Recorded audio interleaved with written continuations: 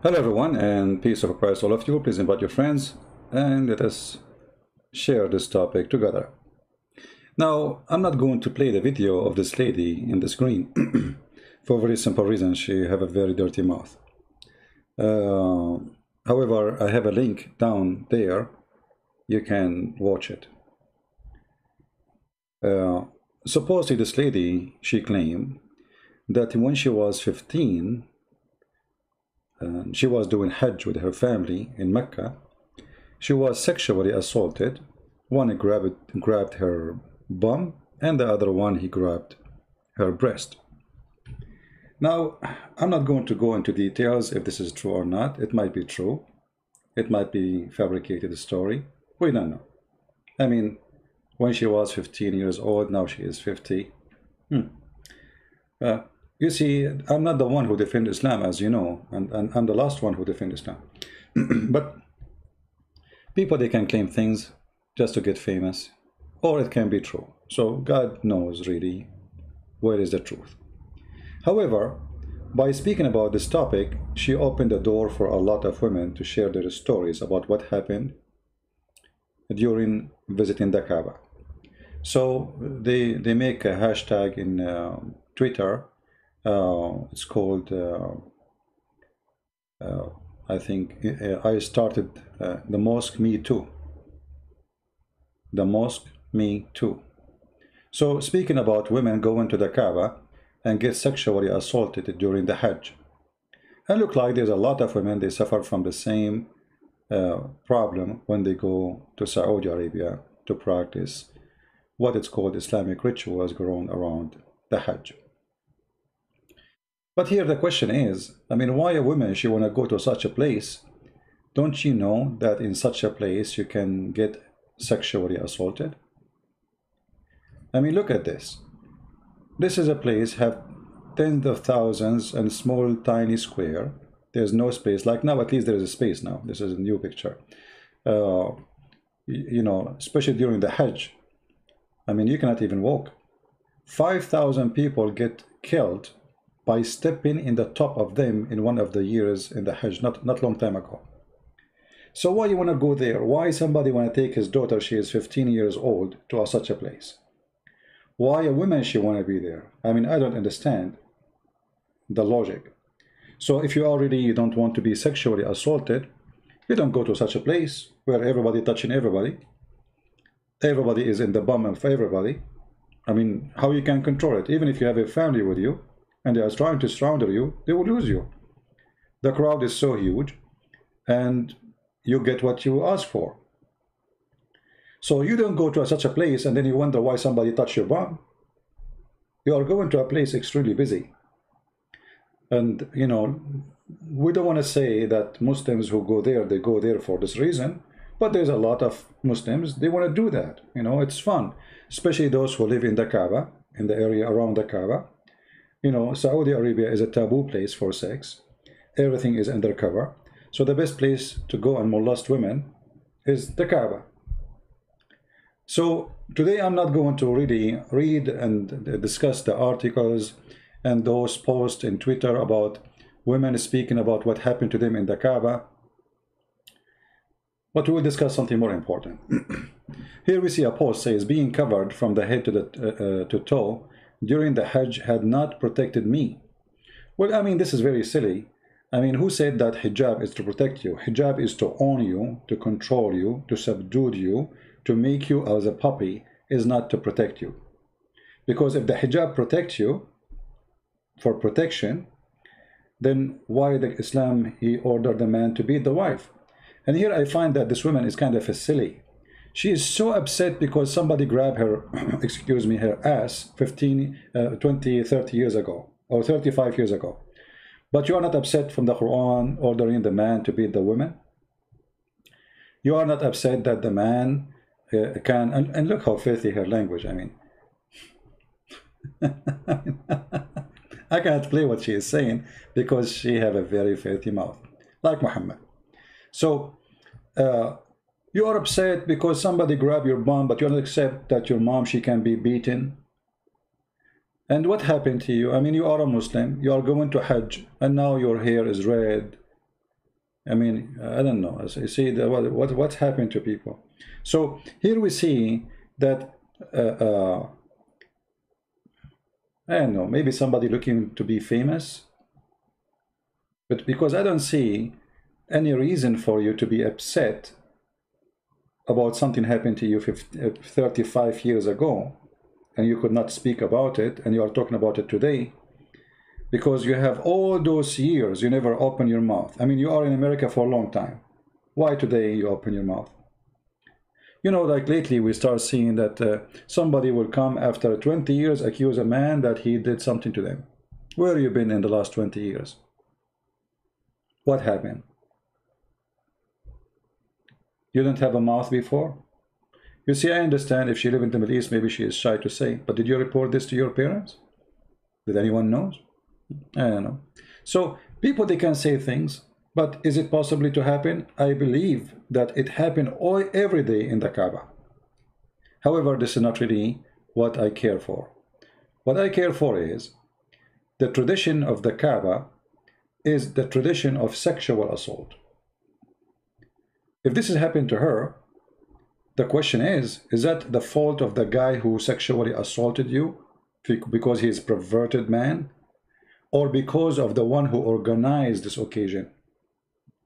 You see, the Muslims, which is funny about Islam, they forbid women and men to gather together in the mosque. There is separation between women and the mosque. But when it's come to Hajj, everybody is mixed. So how come Islam did not say, okay, you know what, we will do the morning for men and the afternoon for women, or the morning for women and the afternoon for men? I mean, what kind of religion? You say that women, she cannot shake hands with a man, but she is going to walk in a Hajj, in a ritual, pagan ritual around the Kaaba, and there's tens of thousands of people around her touching her from everywhere. Actually, even if you don't mean to touch a woman, if you are in such a place, you will touch her. Because where do you put your hands? You know what I mean? You are in a place where it's overcrowded. You cannot even move your hands. So you will be touched all over. You will be molested. Actually, you might get naked before you know it. So stupidity, I say always, is amazing. We go to a place which is not good for women to go, and then we wonder what happened to women when they go. This is not a good place for women. She don't want to be touched. This is a good place for women. She like to be touched. Are you telling me that you and your family do not know that this place is so crowded? Are you telling me that you never noticed that around the Kaaba there's thousands and thousands of people going like ants non-stop? She did not know. However, she knows, she don't know, who care? This has happened, doesn't happen. Well, I mean, garbage people exist everywhere. The real question is, how come Allah, He is so much conservative, as Muslims they claim, but yet when it's come to the Kaaba, a man can be standing behind the women, his hand and his body is touching her all over without giving details. Look at this. Look at this madness. So the problem is not that there is a perverted man, he touched you. The problem is that we have a religion, which is garbage religion, making things worse. This is the best place to spread corona. This is the best place to spread sexual assault, indecency. You know, someone might say, well, there's some Christian priest, they do the same. They do like, they are child molester, or even some, maybe they do bad things with women. This is true. But the church, it's not that crowded, will give a chance to a man to molest a woman. And if a woman, she got something happen to her, She can report this guy and expose him, and everybody will spit in his face. But in such a place, how you can report anyone? Even if you die, nobody will notice. In such a place, it's impossible to practice the rituals. I mean, this God who come with this idea that we have to do Hajj, don't he knew that time will come and we will become billions? And how a human being will be able even to visit the Kaaba during his lifetime when there's limited visa? You see, this is how now they have limited visa, but because it's a few days today, by the way, they started doing the practice, the stupid pagan practice of the Islamic Hajj. And now the Kaaba, as we go there, it's empty, totally empty, you know. I mean, they allow only a few people to go, very few people. You see what Corona can do? Look at this pagan practice. Well, this is the best place now for women to go. Corona will help you. If you go right now to Hajj, they are forcing distance between people, and they are very small number of people they can get in. In such a place, now nobody can touch you. Go now.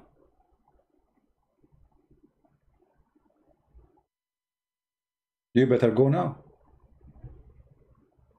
But going back in history, we should know that the Hajj always was a sexual assault place. But it was not assault as assault, it was a sexual practice. As an example, if we go back, we will notice that Muhammad, after he took Mecca, took him very good time before he announced that nobody can walk around the Kaaba naked. You see, if you go and read the biography of Muhammad or read the Quran, if you read the whole Quran, you will not find one single verse speaking about people going naked around the Kaaba.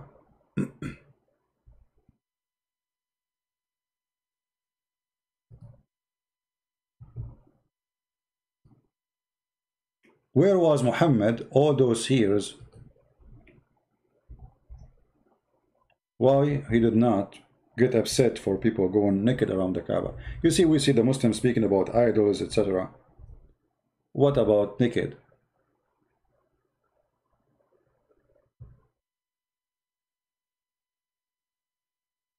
There's a verse in the Quran, chapter 2, verse 197, where it's speaking about having sexual relationship during the Hajj. But all of us, we knew that during the Hajj, there is no, you can have sex as you want, and there is no punishment. It's just a statement of mean nothing. But this is just about not having sex. But what about molestation?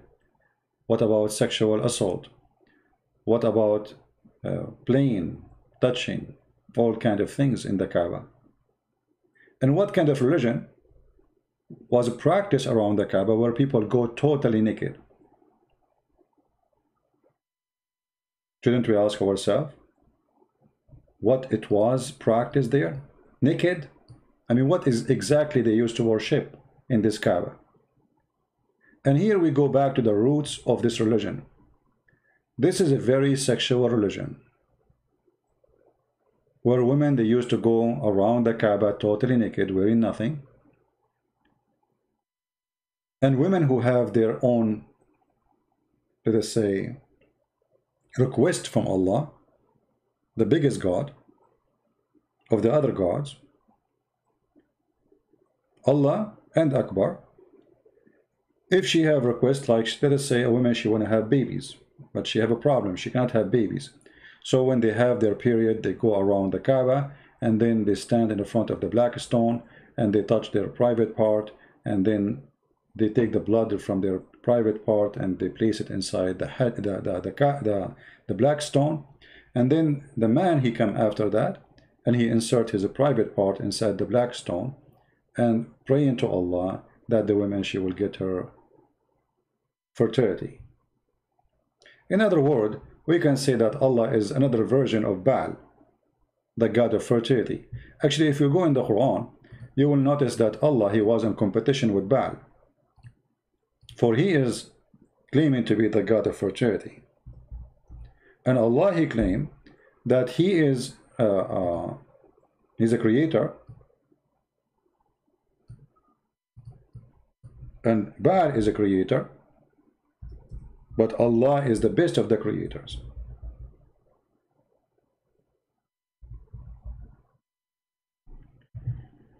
So if you go here, you will see chapter 37, verse number 125, it says, you will call upon Baal and forsake the best of the creators. So the God of Islam, for he is a pagan God. This is Muhammad. You see, we don't believe that the God of Islam exists anyway. He's not talking. You know. This is all is the Quran made by Muhammad, and some of it made by Warqa bin Nawfal. Will you call upon Baal and forsake the best of the creators? Look what happened here. Baal is the god of fertility.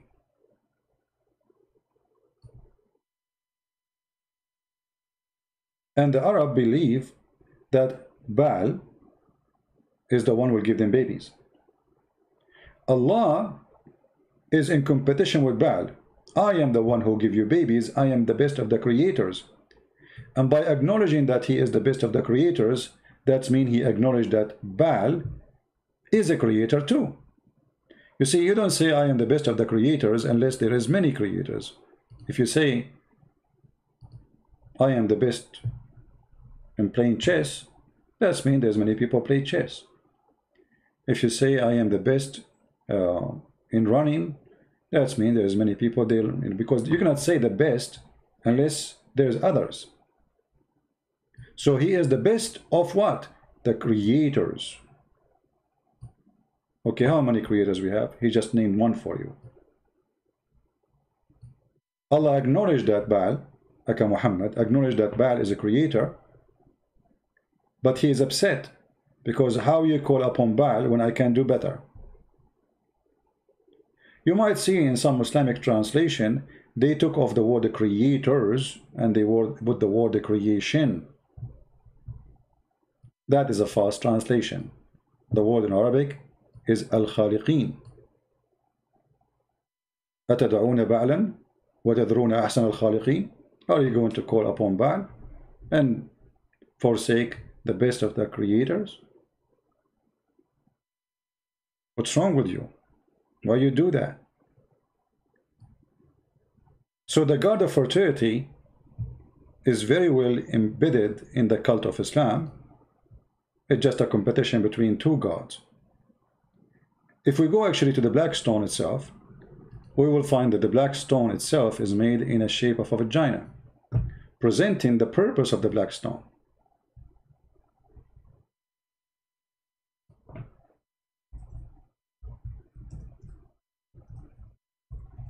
Let us see the black stone.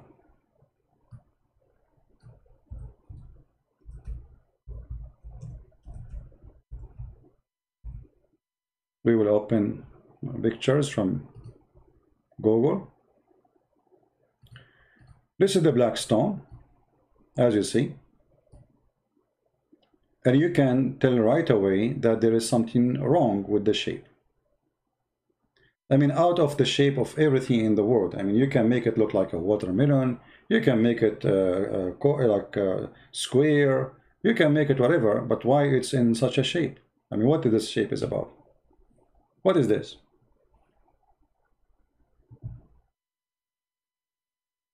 That present the sexual origin of this black stone. This is a pure sexual stone. The same as the Hindu, they have a sexual stone for the male and female organ.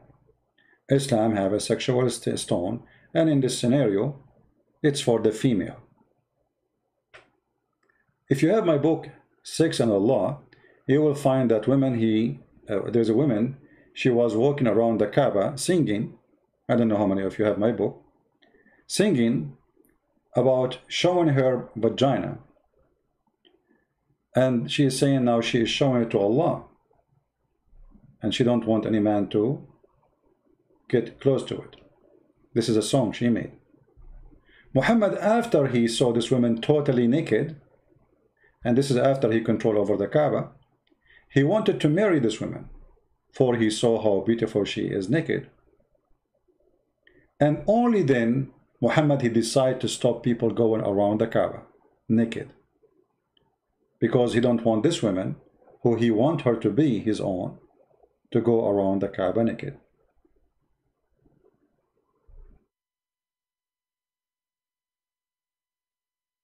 Not a single verse, not a single place in the whole hadith speaking about Muhammad. When he claimed to be a prophet, he was angry from people getting naked. We will find that after Muhammad, long after, or actually in the last few months in his life, you believe it or not, Muhammad, he ordered them not to go, supposedly according to the hadith, not to go around the Kaaba naked. This hadith in front of us, this is very authentic. You will see it's explained that how the Arab and the family of Muhammad, including his mama, including his dada, including his grandfather, including all his family, they used to go around the Kaaba the same as the Muslim today, totally naked. And they used to do the same practice of going around in a cycle.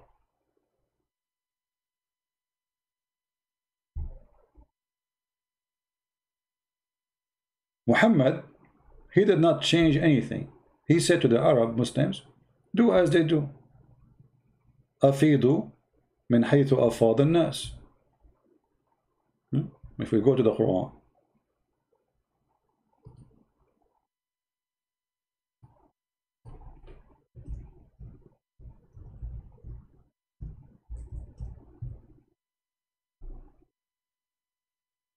chapter 2, verse 199.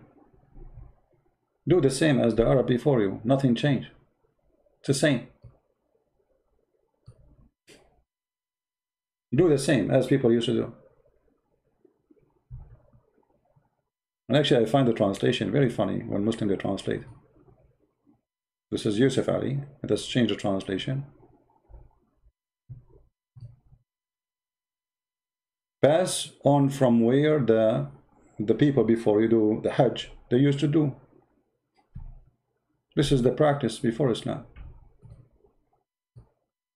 You can keep changing the translation as you wish, and you will notice that in a miraculous way sometime, translation and meaning totally change. This is a very, very disgusting cult. And nobody can really say to us that Islam is not just a copy-paste of the pagan practice before it. If you remember, there's a hadith where it says, we used to worship stones.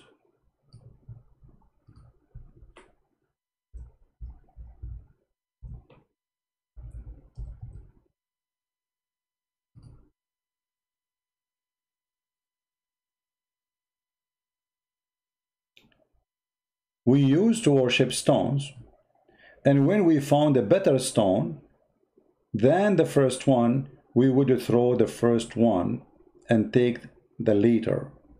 But if we could not get a stone, then we could collect some earth dirt, imagine,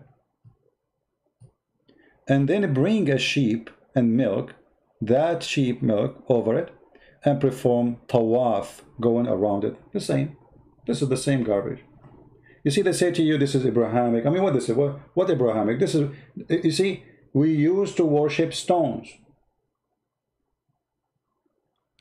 This is a person from the time of Muhammad. He witnessed what they used to do before Muhammad came. So what Muhammad did, nothing. The same stone, the black stone, which they finally agreed to worship and to bow down in front of it and to believe it's holy, is adopted by Muhammad, and Muhammad now doing the exact same pagan practice, going around the stone, bowing in front of the stone and kissing the stone. And then Muhammad, he claimed that touching those stones can erase your sin. But who in the world want to believe in such a garbage? I was with Ibn Abbas, and Muawiyah would not pass by any corner without touching it. So I said, Ibn Abbas, he said to him, the Prophet would not touch any beside the black stone in the Yemeni corner. You know, he said, this is the only favorite two stones Muhammad he touched. But why Muhammad he do that? In different hadith it says that touching those two corners, the Yemeni corner, it has stones coming from the temple of Al-Makkah. Al-Makkah, the same as the name of Makkah actually. And most likely the name of Makkah, you see the name of Makkah coming from many sources as a meaning. Like it can be about where people suck the water from rocks because it's so dry there's no water. But it can be that the name of Mecca itself is coming from the temple of Al-Makkah in Yemen, which is the temple of the moon god. And by the way, this temple, for a while, scientists, they thought it was the temple of the sun. And lately they discovered they were wrong when they were able to read the words is written in those temples. So if we go in the hadith, we will see it says the following. Here we go. It was narrated from Abdullah ibn Ubayd ibn Umayr that a man said, "O Abu Abdurrahman, why do I only see you touching those two corners?" He said, "I heard the Messenger of Allah saying, touching them erase sin." Do we need more proofs that this is a pagan ritual practice of a man he have nothing to do with God? How we touching stones, that will erase our sin. Even Muhammad, he go farther. He claimed that the black stone is the right hand of Allah. Actually, I don't think this website have it, but you can search right now in Google, the black stone is the right hand of Allah, and you will see many translations for the hadith. Muhammad even claimed that the black stone is going to have eyes and mouth, and is going to witness for the Muslim in the judgment day. Let us see if we can find the reference. Give me a second.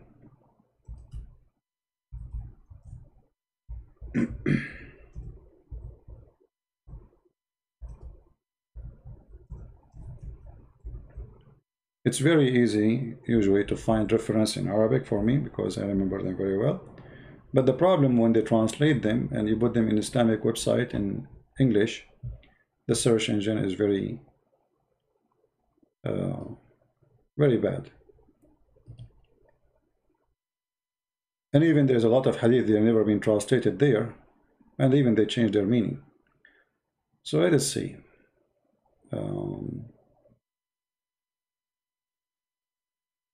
Let us see if we can find this hadith here. We are just trying to find it in English. This is the problem, actually. Here we go. This is we cannot find it in English. This is the problem about exposing Islam. You know, I suffer from for years and years. Like now is way better than before. At least now we have those websites. When I start exposing Islam, I have to do everything manually, let us say. There's no translation, no Muslim translation, nothing, you know.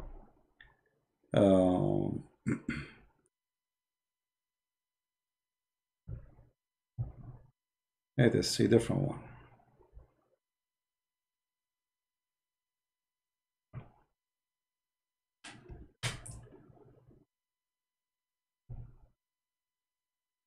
Okay.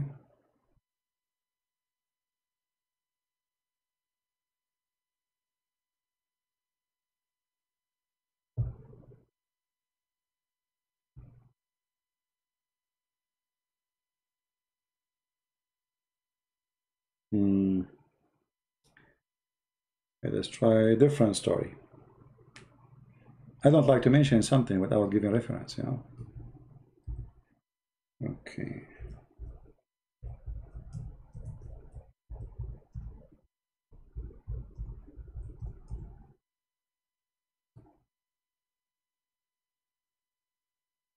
Let us see.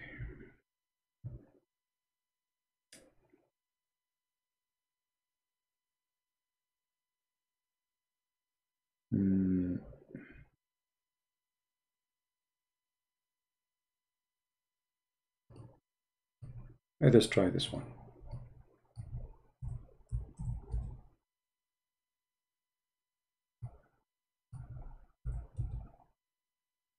At least we found something. In English, the Messenger of Allah said about the black stone, by Allah will raise it on the day of resurrection, with two eyes by which it sees and tongue that it speak, with testifying to whoever touch it in truth. So the Muslims believe that this black stone is a living stone. In different hadith, Muhammad, he says it is the right hand of Allah. Actually, as long as I mention this, let me see if I can find the reference so Muslim will not say, how come he did not show this hadith? You know them. We show all the reference, and yet they say he's lying.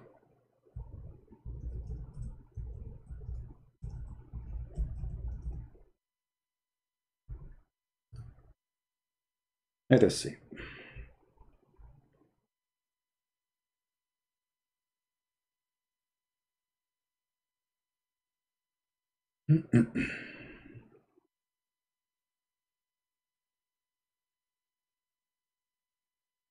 Okay.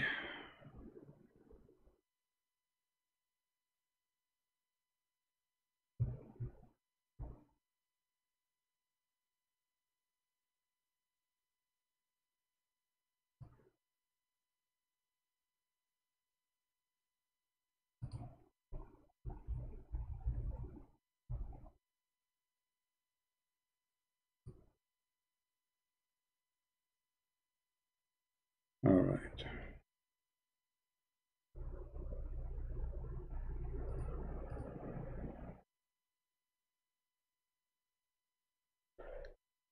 All right.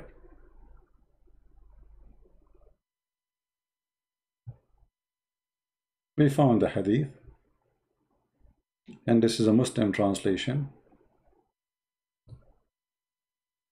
Let us put it for you on the screen.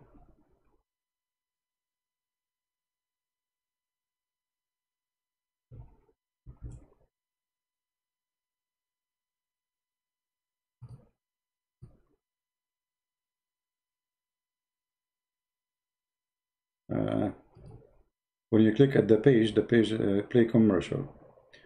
Let us see.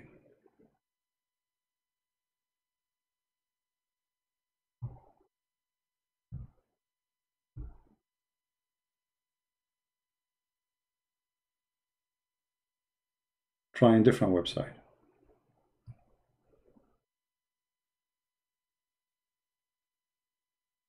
All right, that will do. I mean, otherwise we will keep looking forever.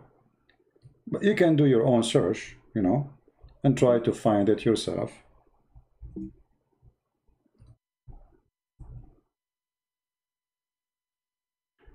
It says here, this is a great house containing a precious stone, having no equal in this world. It's called the right hand of Allah, which he shake the hands of his people, which means he shake hands with that stone to the people. All right.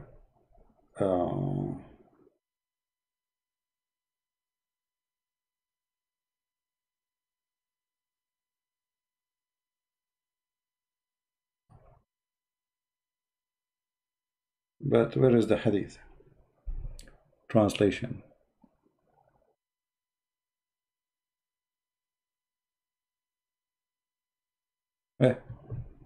I mean, it's funny article. They say that it is right hand of Allah, but it did not mention that. Where is the hadith?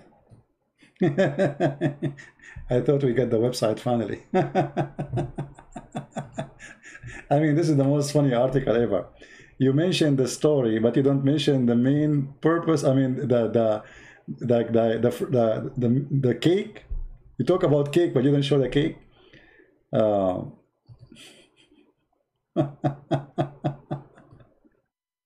All right, actually I found it in Answer Islam website translation. Let us see. I have it in Arabic. I can show it in Arabic, but we know we want to show it in English so you guys can read it.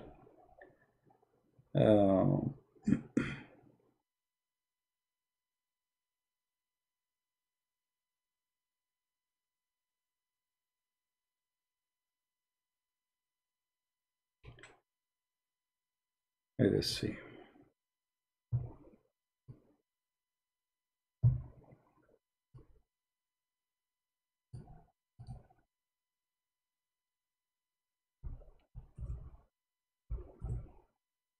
All right, this is the hadith translated here.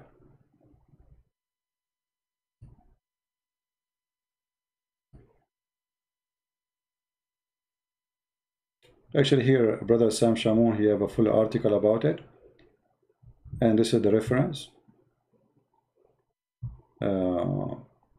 And actually, I'm going to show the reference in Arabic too.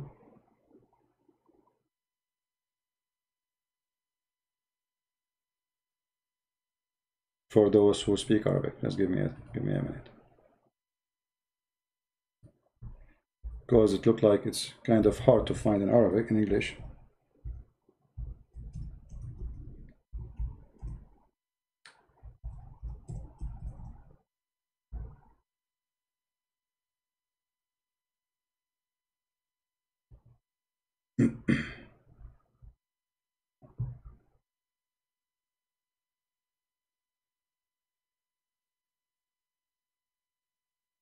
All right.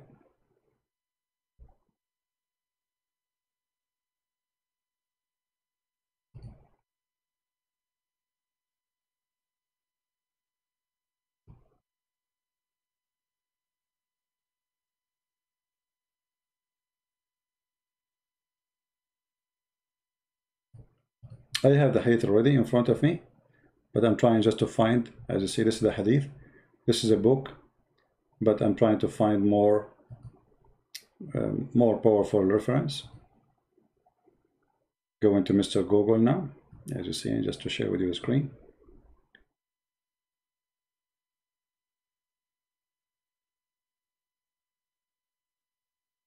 And for sure, the Muslim, they will say to you, oh, this is not accepted hadith, etc. As usual. Here we see the reference. The book is Majma' al-Zawaid, volume number 3, page number 242. And there is many ways to report the hadith. Here it says, Al-Hajar al-Aswad, Yaminullahi fil ard. It is the right hand of Allah in earth.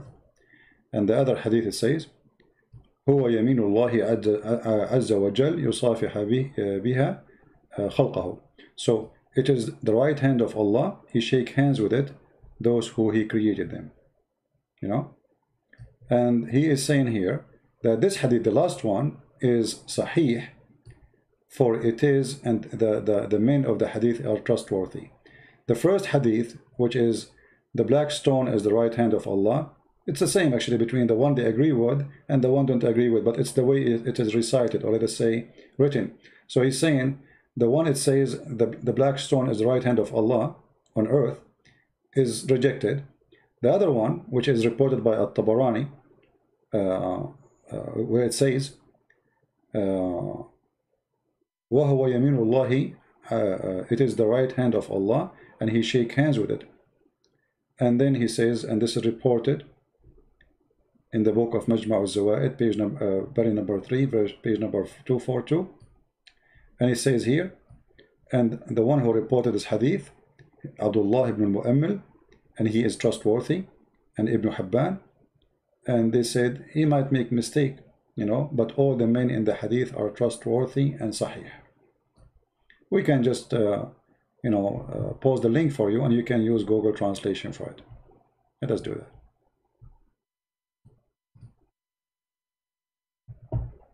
And always, you know, you need to ask yourself, those things, they don't come from the middle of nowhere. Obviously, there's roots of them to believe that the black stone is the right hand of Allah. I mean, how this come, regardless if it's true or not, how they come to this conclusion, you know what I mean? As we say, there's no smoke without fire. I mean, when you have a smoke, you have a fire. Obviously, something is burning. And the Muslim cannot reject that Allah, he have hands. You see, like as an example, if you go in the Quran, you will see the Muslims always, they come with their own false translation, and we can give you many examples.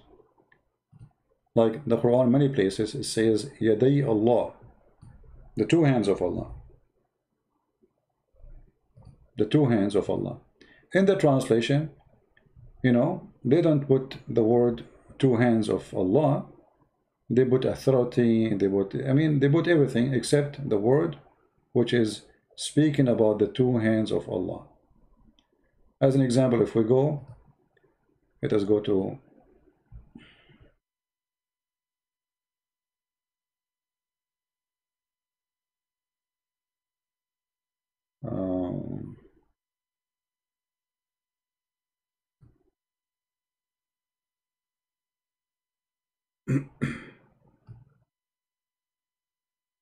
let us see.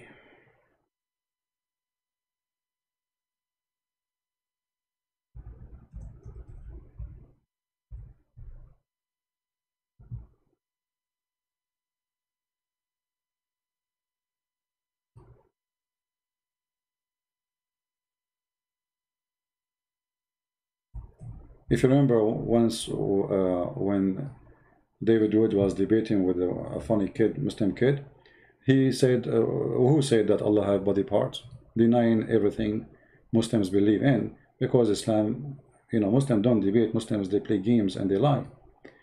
Believers, don't push yourself forward in presence of God and his messenger. Okay, nothing here mentioned about hands. Anyone see the word hands? We don't see it.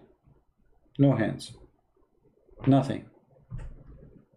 If you read by yourself from now until the coming year, you will not see the word hands. What happened to the word hands? Let us change the translator. I will do it in the front of your eyes. This is Khan. Let us see Shakir. What will happen? No hands too. Nothing changed. Okay, let us change other one. Sahih International. No hands too. There is no hands. Okay, let us change. Big Tal. No hands at all. Look like Christian Prince maybe is not saying the truth. You know, no hands. I mean, how come there's no hands? This is Aitani. No hands. Okay. So you have to keep changing until you got lucky, and one of them he said the truth. No hands. Look, not a single one. Let us try something different. I mean, obviously, where we will go? All of them, they are saying no hands. So is it possible that all of them, they are lying? No, there is no way. Right? So if anyone is reading or watching right now, he will say, I mean, come on, not a single one agree with you? Not a single one. Well, there's no hands. Let me open different website. So maybe we can make miracles happen.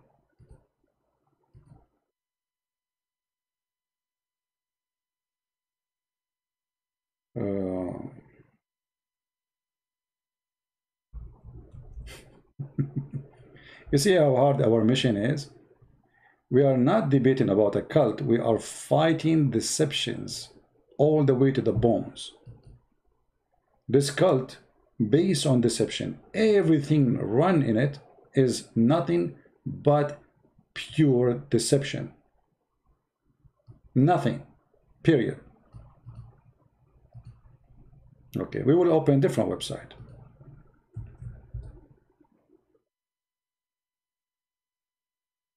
All right. This is Quran.com. All right. Let us try our luck. Maybe our luck will be different. I mean, now, let us see. Here you can set the translation, English, okay.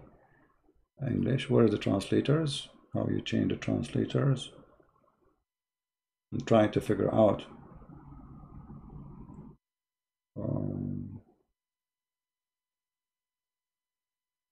Where to change the translators?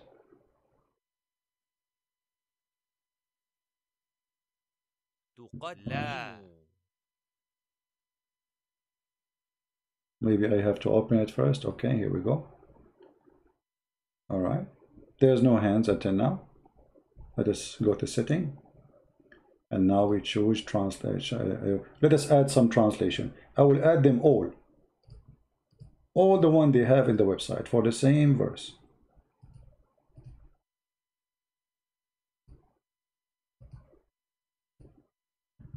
Read with me carefully. Dr. Ghali, Dr. Muhammad Ghali, do you, O who believed, be not forward before, literally, between the two hands of Allah. How come every single translation, the word hands of Allah is gone?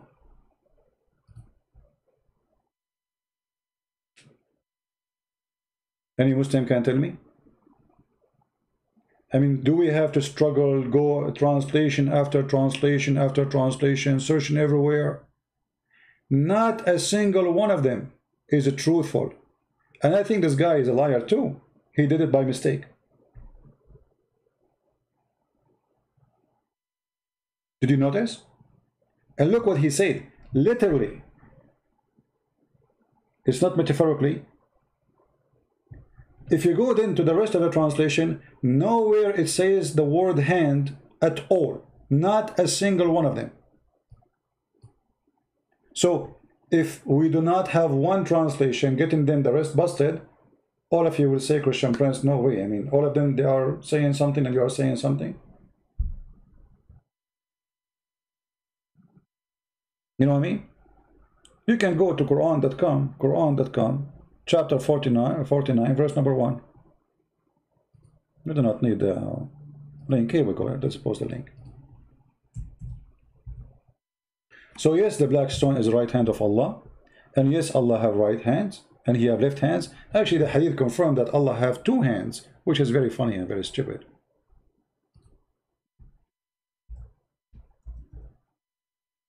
I mean, you are trying to hide what? That Allah, he have hands? Huh? Both hands of Allah are right. Both hands of Allah are right hands, as you see. Do you see it? And both of his hands are right hands.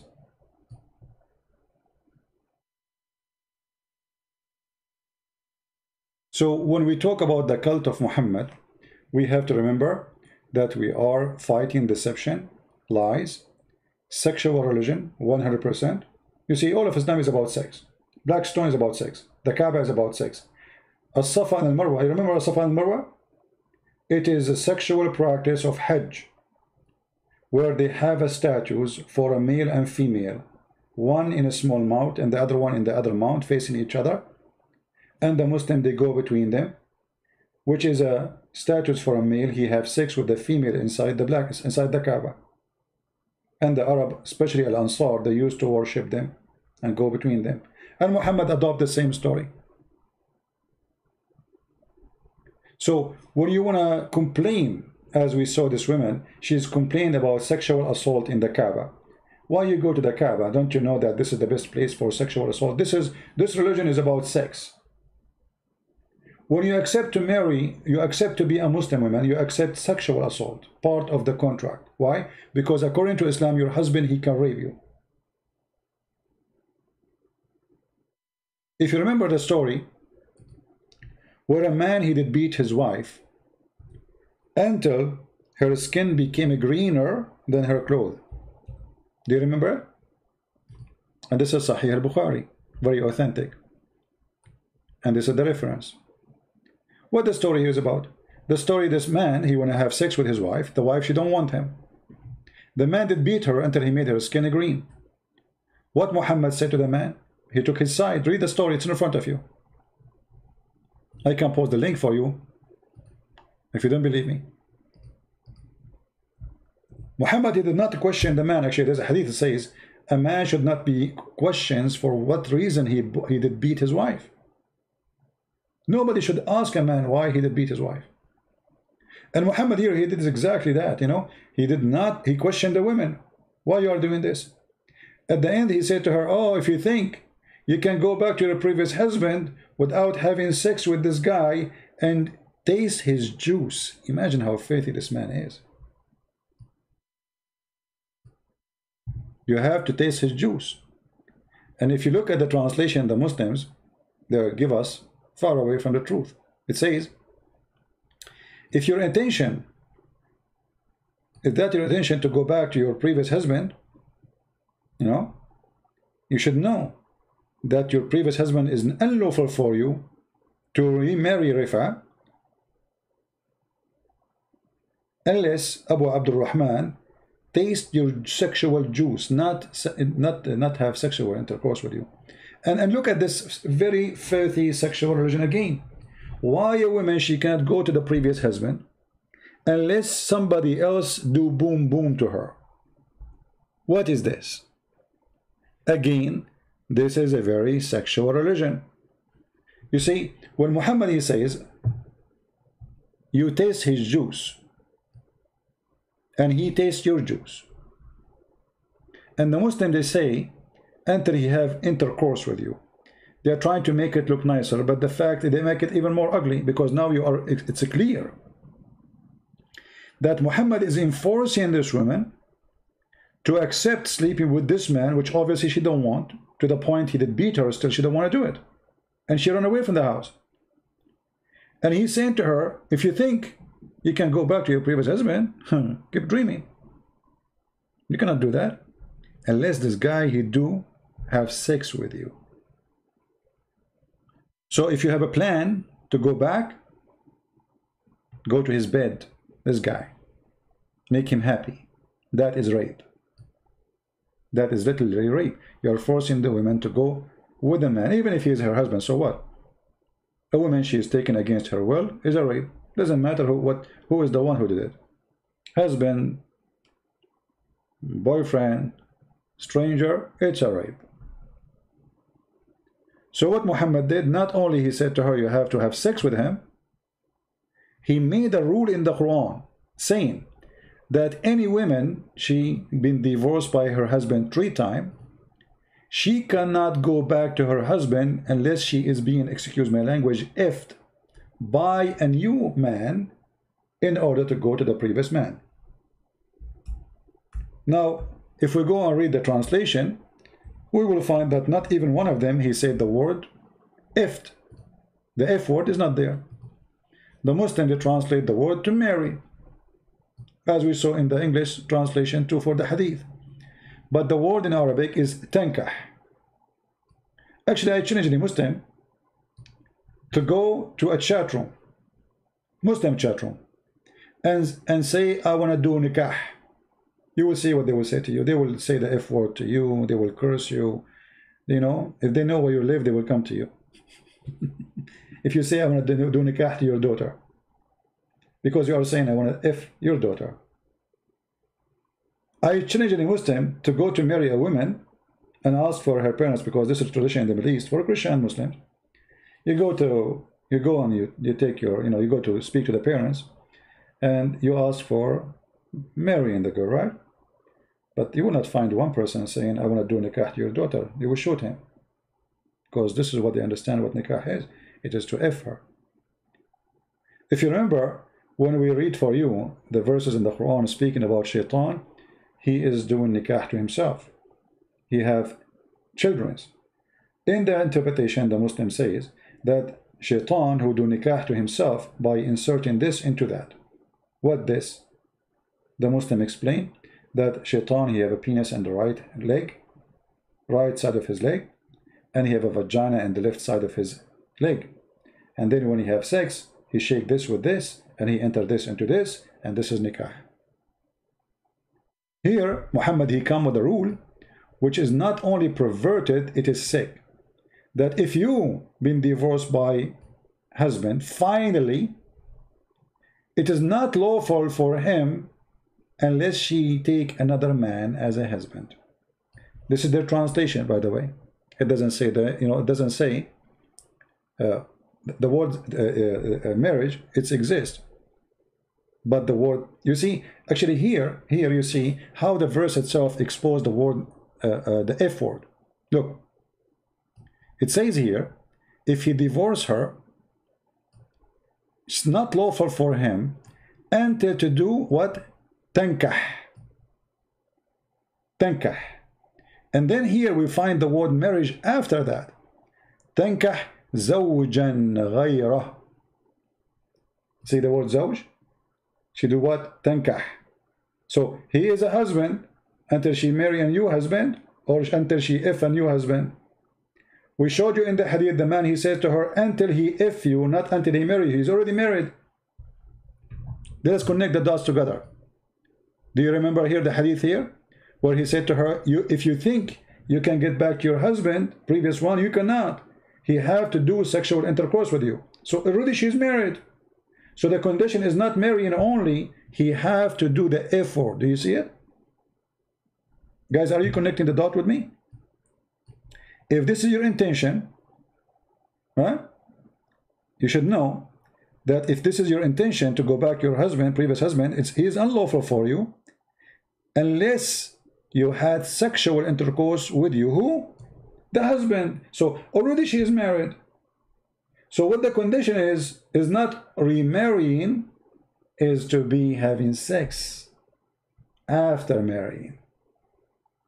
And this is what the verse here is saying, exactly word by word. Until she do nikah, which is to F the man who is a husband. This is the word husband here. You see it? This is the word husband. So how you say she marry a husband? Just to show you the stupidity. If the word tankah mean to marry, that means she marry a husband. That's stupid. You know what I mean? If the word after it is husband, so how you say enter to marry a husband? Are you getting my point? Let us take this verse into the other website, because there they have like a word by word translation in this website here.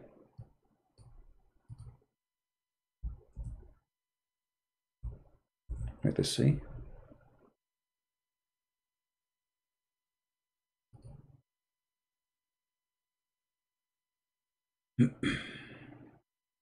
Here we go. This website have something funny about it. You move your mouse in the top of the word, and that will show you the translation, right? Okay, so let's go here. She marry a spouse. How you marry a spouse?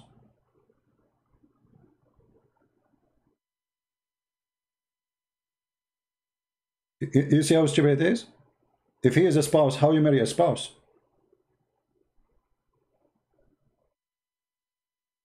Guys, do you understand me? If he is a spouse already, how she marry him? What do you mean to marry a spouse? It can be marry a man, that makes sense. But you cannot say marry a spouse. He's already a spouse. So the word here is to F a spouse, not to marry. If you remember, there's the kid Mimi, as long as we are in this website here, he said that this verse doesn't say to worship the Messiah.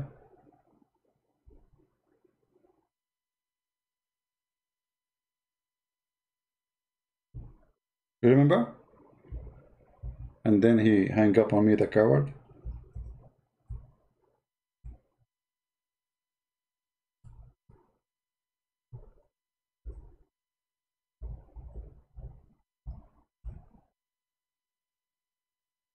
Here you can get them busted again too.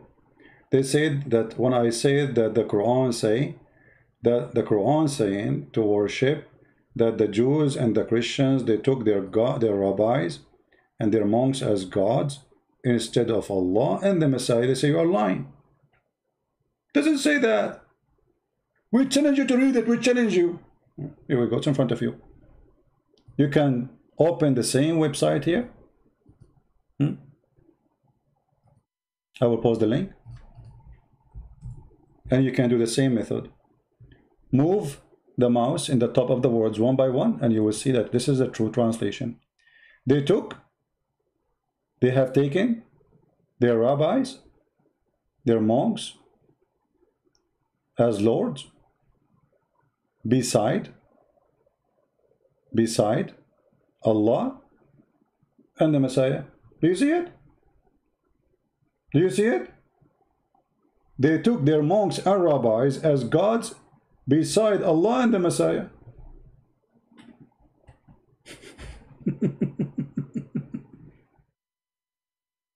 And they were saying I'm lying. This is why I never take a Muhammadan translation. When they quote for you a verse from the Bible, they are liars. Like today, somebody, he posted that Paul, he said, you can have sex with your daughter. Do you believe it?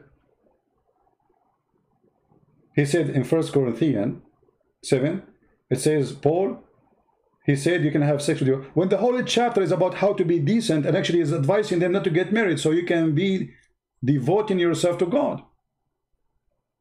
You cannot believe it how filthy the devil is. And the second you follow the devil, you are filthy like him.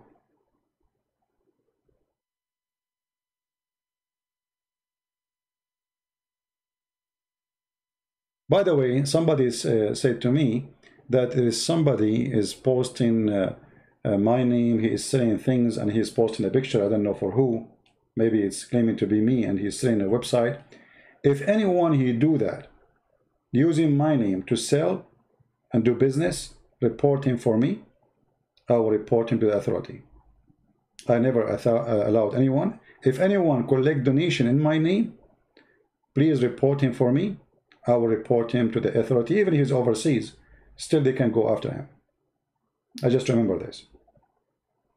The books I give is for free. Nobody allowed to sell it.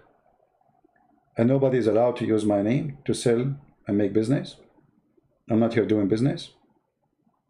If anyone collect donation in my name, obviously he's a fraud, he's a thief. He should go to jail. If somebody gave you PayPal, I don't have PayPal.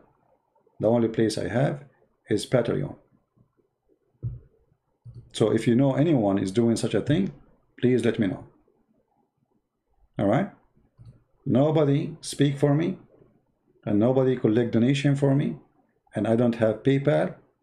And anyone ask you for donation, if somebody send you a text message, email, I don't do that. I don't.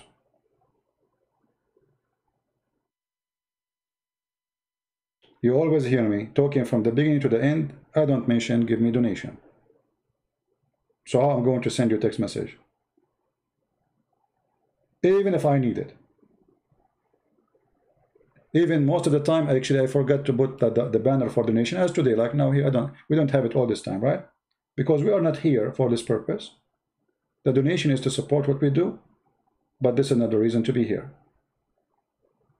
So if any of you or any of you receive text message from anyone asking for donation, claiming that he's speaking for me, he's a liar. Report him to the PayPal if you receive an email or something, so they can close his account, and report him for me in Patreon. All right? Or somebody posting picture or something, or even my books for sale. Nobody's allowed to do that. The world is full of a fraud, and we have to be careful. All right? Do we have any questions?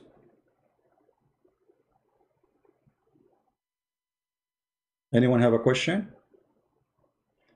You see, this is not the time usually I go on. Tomorrow in the morning, I will try to go live on air. I will try, but not necessarily. So if I find myself unable to go live on air, I will change the timing. But mostly tomorrow in the morning will be live on air.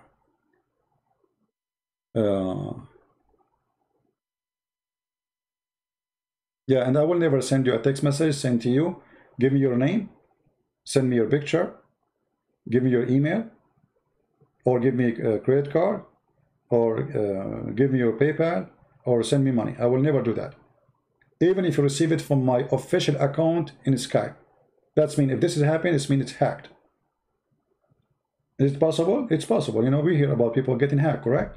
Never, ever, ever give me any personal information about you.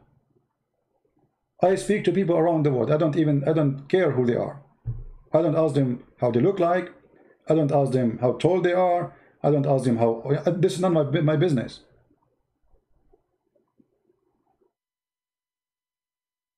Never be a fool. You see, this is internet. We don't know you are. We don't know we are talking to, right? We don't even know how I look like.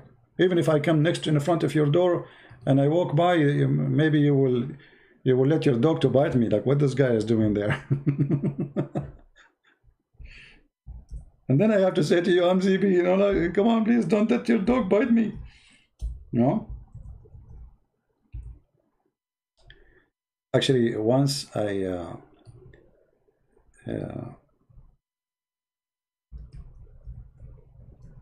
met a brother, and you know, he took me to his house, and then he said, I have to go downstairs.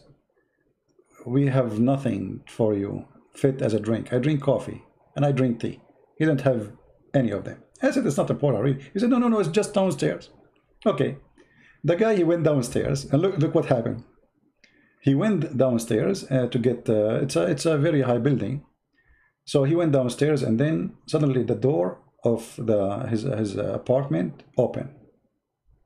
And his wife, she get in. She get in and she saw me in the living room.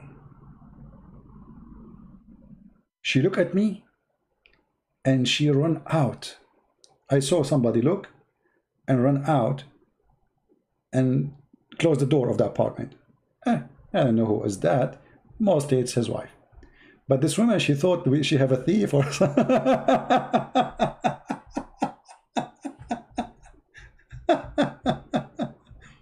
And the funny, he is inviting me because his wife, she wanna see me. It is his wife who is the one she want to see me.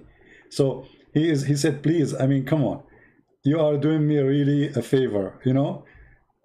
She wanna meet you. Can you please just do it for me? So she is the one who wanna see me, supposedly, more than him. So she went out and she started calling her husband. And her husband is busy paying in the cashier. He did not answer the phone right away, you know? And then she left him a voice message. There's a guy, he looks scary. He's inside the living room. How he got in? I left out.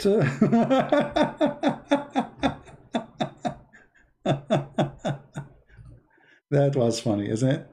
So anyway, so then they came back together. And she opened the door and she came in and she said, sorry, I really apologize. I saw you and I ran away. I got scared. I don't know that this is you. You know, it was really funny. Yeah, good she did not call the police and get arrested. You know, like a thief in the house. Yeah, that was a funny story. That's what happened when nobody knows you, know? She didn't know that this is me. How she will know? She have no idea. So...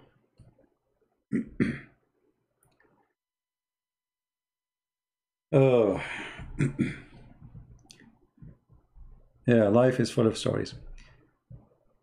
Now speak the truth that you have in the Bible. The truth I have in the Bible? Okay, no problem. You want to know about the truth we have in the Bible? What do you want to know? And why you don't want me to talk about Islam no more? Are we done? Like all the Muslims left Islam already and no Muslim left.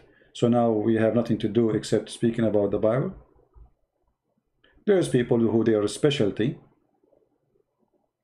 to talk about the Bible. There's people who their specialty to talk about Jehovah's Witnesses. And my specialty to talk about Islam. If you don't like it, don't stay here. Right?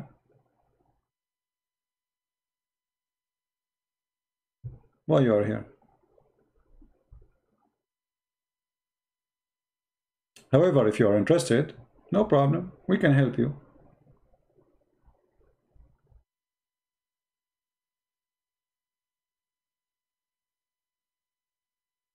Every one of us, he have his own gift, and the gift should be used in the perfect place.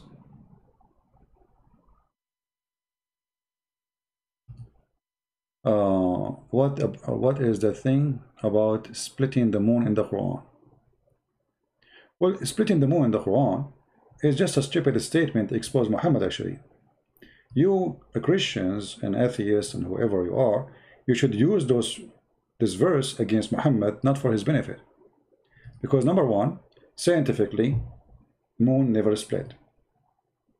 I saw once the Muslim posting a picture from NASA showing a valley in the moon, saying this is a split of the moon. Split, the word split, the word is shock. It's making a splitting, two pieces. Valley is not a split. We have many valleys. We have the biggest valley in the whole earth. It's called the Grand Canyon. That is not the earth is splitting.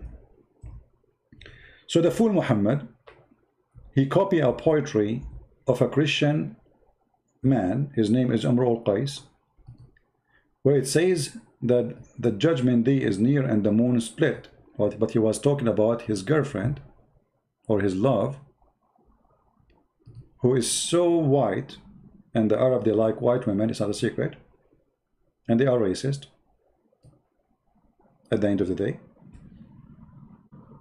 It's embedded in their culture. The last hour is near and the moon split asunder. When he saw his girlfriend, when she is so white in the middle of the dark, so it's like the moon split. Suddenly from the darkness, a light is coming. The guy was talking about a woman, was not talking about moon. Muhammad, he copied it word by word, he put it there. However, by doing that, Muhammad, he proved to us that he's a false prophet, because this was a prophecy mentioned 1400 years ago. And he did not say, you see the word iqtarabat, it doesn't mean it is just near. Because I can say the judgment is near, but you know, it might be 5,000 years from now. Iqtaraba is something getting so close. It's in the corner. Not something will happen in the future, because simply it's already started. Don't you see the moon splitting? So the moon splitting is not a sign that the judgment day is coming, but more likely it is a sign that the judgment day started. Because what is next? If the moon is split, what is next? You know what I mean? If Allah split the moon to tell us that judgment day is near, so next what we will do? Split the sun? And why he put it back? He took it back. He don't want to continue. You know what I mean? If the moon is split by Allah to tell us that the judgment day is near, why he did not keep it split? He glued it together.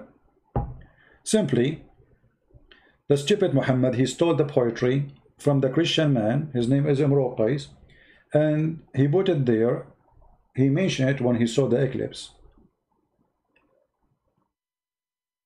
The eclipse, right? Do you see it? Otherwise, the moon is there. Anyone can tell me where the moon is split? You know, Muslim propaganda, they have amazing propaganda. What is the poem for splitting the moon? No problem, we can show it to you. Give me a second.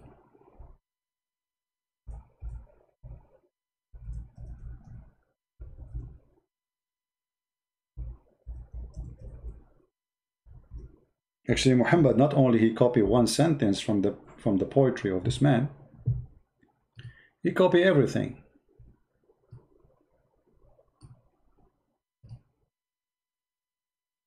This is the poetry, and you will notice it is word by word. Look what Muhammad he changed. Here the word in the Quran, it says iqtaraba, tarabat. Here is danat, more powerful and more correct. So the Arabic poetry is more accurate as a language. So Muhammad, he took the word danat, which means very close, and he exchanged it with the word ضربت. The rest is the same exactly. ساعة وانشق القمر. And then the poetry says ناعس الطرف بعينيه حور فرماني فتعاطى فعقر فتركني كهشيم المحتضر. Exactly, word by word. And then he continued, not only this. All those lines you see, he took it word by word. As an example, here it says, كأنهم من حدب ينسلون. Let us search for the same verse in the Quran. Are we going to find it word by word? Let us see. If we find it, that will be something funny, right?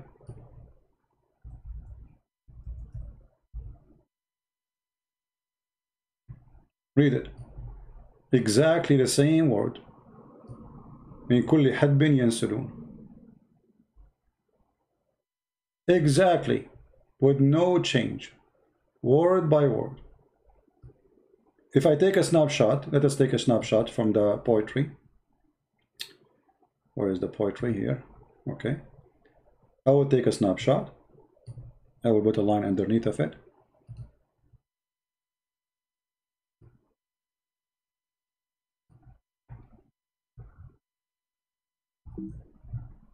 Let's take selfie.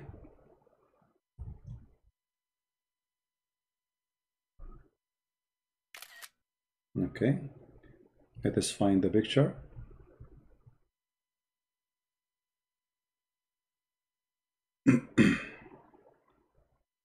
And now we go to the Quran.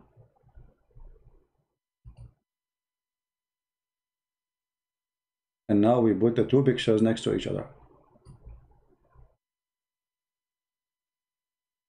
You tell me, is that a mistake?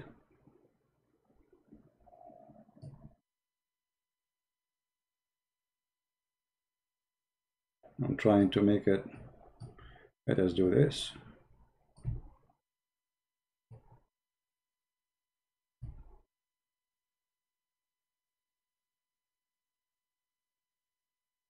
Let us zoom in. It's exactly word by word. This is the Quran, and this is the poet.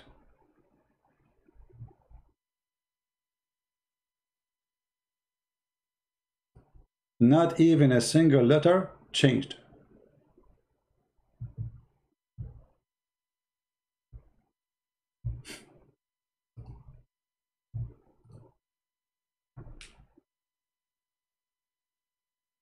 Oh yeah, the poetry is older than the Quran for sure. Oh yeah.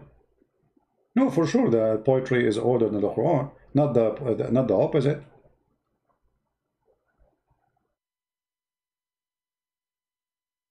All right. Actually, there is a, Muhammad, not only he stole from poetry, he stole from the Bible. You see, if I make a topic about the Bible, the theft of the Bible in the Quran, it's endless.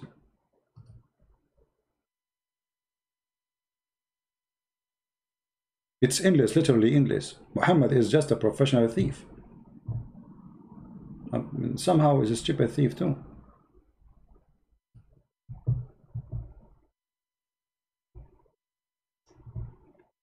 Do we have any, maybe we should make a special topic about it.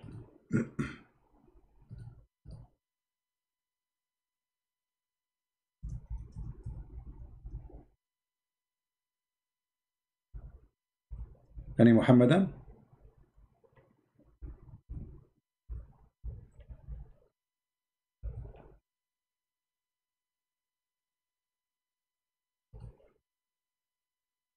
Anyone? Actually, even our Father out of heaven, Muhammad, he stole it too. Even that. If any Muslim he will say it's not true, let me know.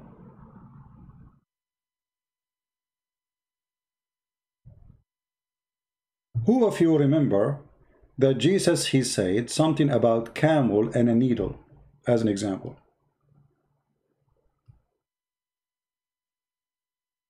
Who remember? Muhammad, he took it, he put it in the Quran. How Allah claiming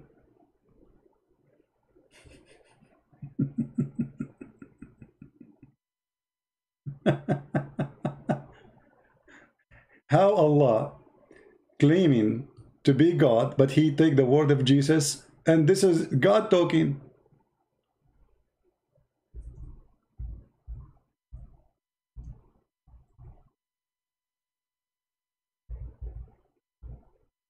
Let us see.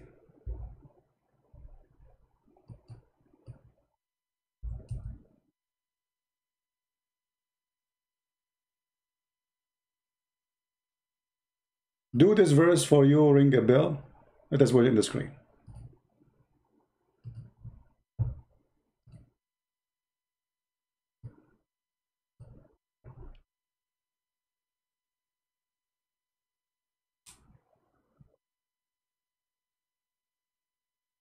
Anyone notice something? No. Compare between the Bible and this. Do you see it? Actually, if you change the translation, you will see it's even getting more close to exact word by word as in the Bible. This is the Muslim translation. This is Muhammad Asad. Let us see different translation.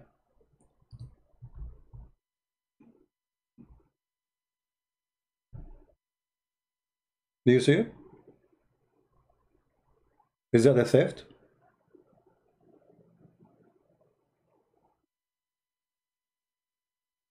But here actually, this is confirmed that Jesus is God. Because remember, the Muslim, they claim that the Quran is Allah talking. But this is Jesus talking.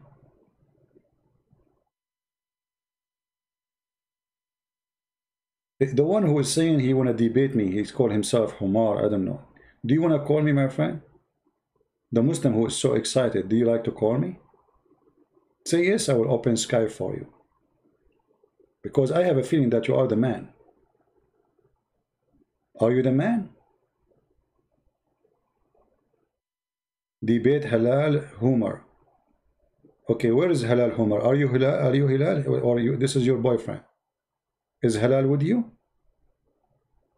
I think this is you, because Muslim Abdul, they go to chat and they like to be famous, so they talk about someone. It is them.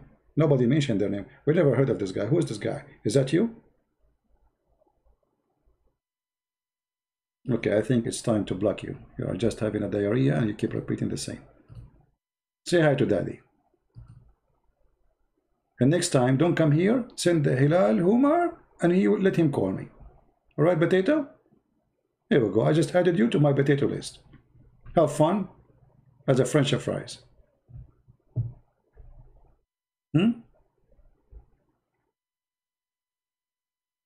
Yeah.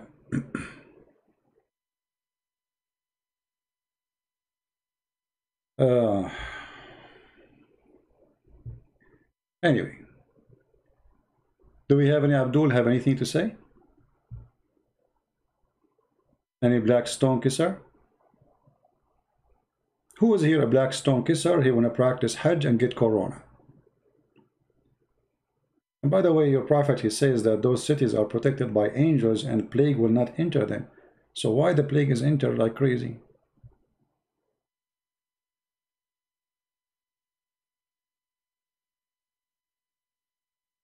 Explain Al-Ankabut, verse number 45.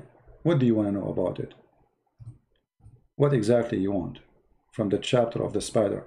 You know, the funny thing about the Quran, that it is, if you feel like you are entering a jungle, zoo, I mean, a chapter for the spider. Why? Because the spider mentioned in that chapter. But does that make sense?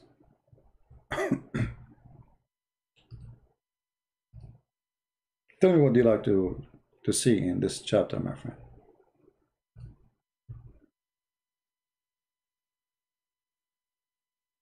Any Muhammadan have anything to say to us?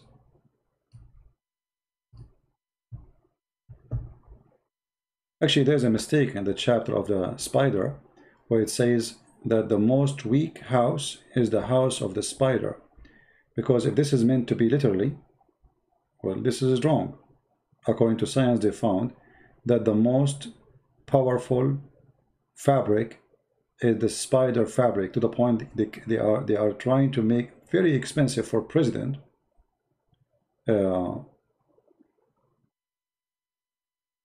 like a vest, bulletproof, for that purpose. Who is a Muslim? He think the Quran is good and he want to show us something good from the Quran. As you see, we have the Quran in front of us. Anyone? Before we go to the verse the person is asking about? Anyone? Mayday, mayday.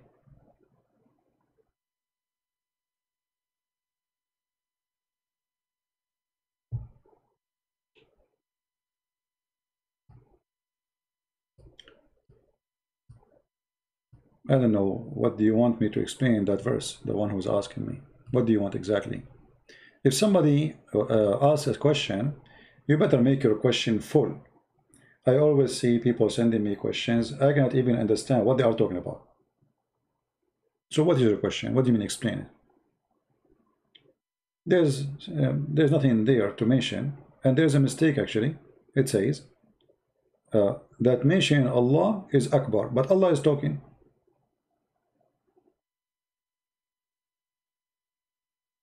And Allah, He knew what they are doing, but aren't you Allah? If I am the one who's talking and I am Allah, how I say and Allah, He knew what they are doing? Shouldn't He say and I know what they are doing? You know what I mean?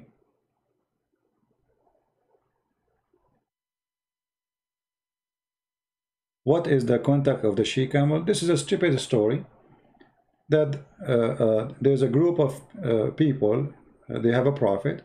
He asked them to believe in Allah, and they refuse. They told him, we will believe if you bring us, if you make this rock have a baby camel, and she is already carrying a baby camel, already 8 months or 10 months old, right? And then supposedly those people, they killed the camel. Okay. And here the funny story is, how come Allah is willing to make a camel from a rock for this prophet, but He did not do anything to Muhammad? You know what I mean? Fiction story exists before Muhammad. Muhammad, he copied. So Allah supposedly made the rock give birth to a she camel, and she have a lot of milk, and the whole Arab, they are drinking from the milk of this camel. And He told them, He warned them, don't kill it, otherwise you will have a torture from Allah. Then they kill it, and then Allah, He destroyed them. Funny story. Yeah, I know, John.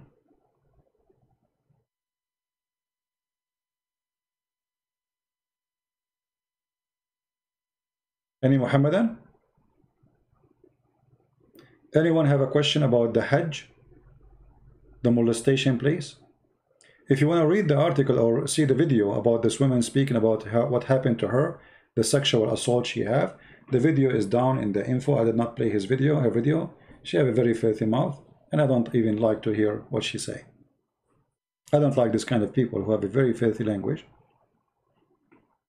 And I mean, it's funny. I mean, Muslims, they go to America and suddenly she have a blue hair, red hair. I don't know. I mean, see what America can do. And suddenly they have a voice. In their Islamic countries, they have no voice.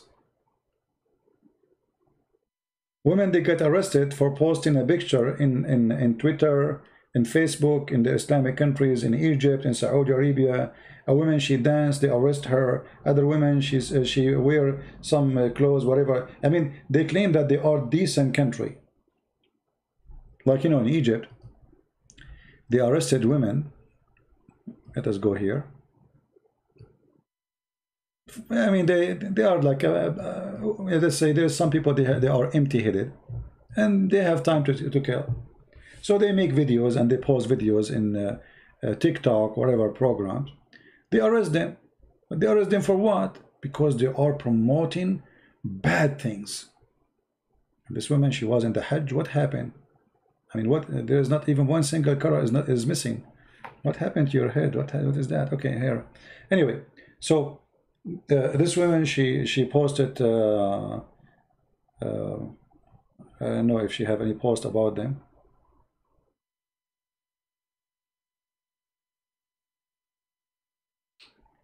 I began mosque me too because I had sexually assaulted twice during the Hajj in 80, etc. Okay.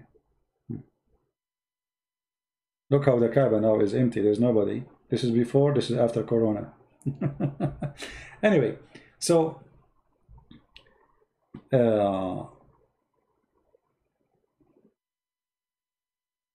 you go to such a place and you are expecting that nobody will molest you. It's your fault. You don't go in the stage of a dancing club and you wonder why somebody step in your foot. It's a busy place. And you see how men and women, they are mixed. And men, they are wearing nothing, by the way. Which means a man, he's standing behind you. Sexually, he's ready. There's no underwear. There's nothing. He's ready. You know? Yeah. But anyway, this is all is not really important for me. Islam itself is a sexual religion. And the second you say, I'm a Muslim, you accepted the terms and the conditions. Islam allowed the man to beat you. By saying I'm a Muslim, you accepted the terms and the conditions. If you are a Muslim with no choice, you are born in a family, they are Muslims, and you get a chance, like you are in America, you are in England, you are in a free country, and you don't leave, that means you accepted the terms and the condition. You have the right, you don't have the right to complain. Read it, leave it.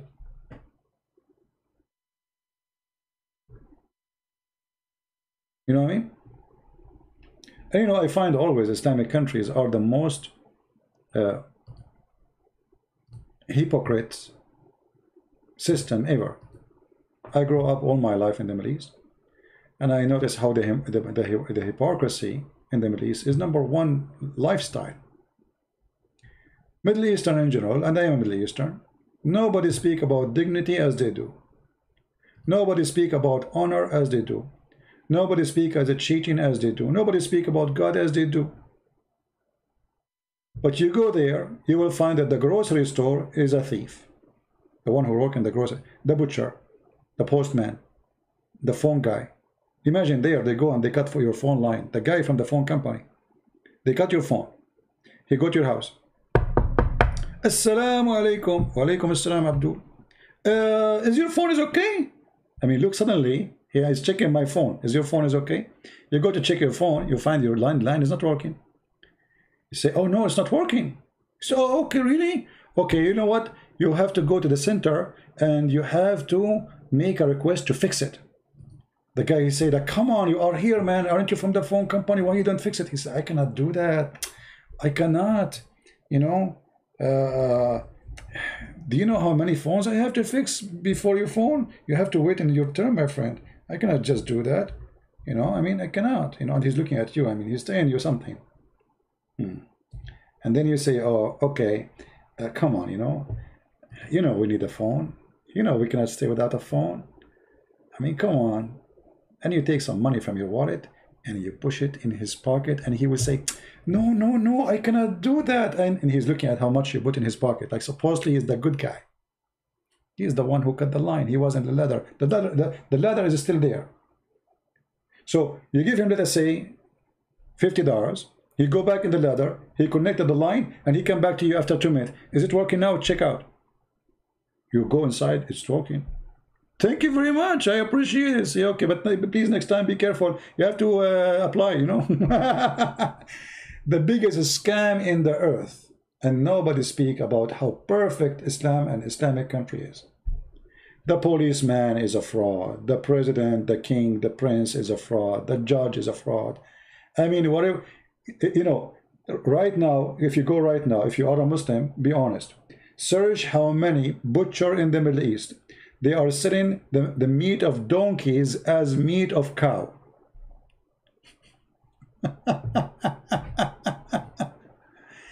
Never buy meat in the Middle East from a butcher, because most likely you will be eating a donkey or maybe a dog.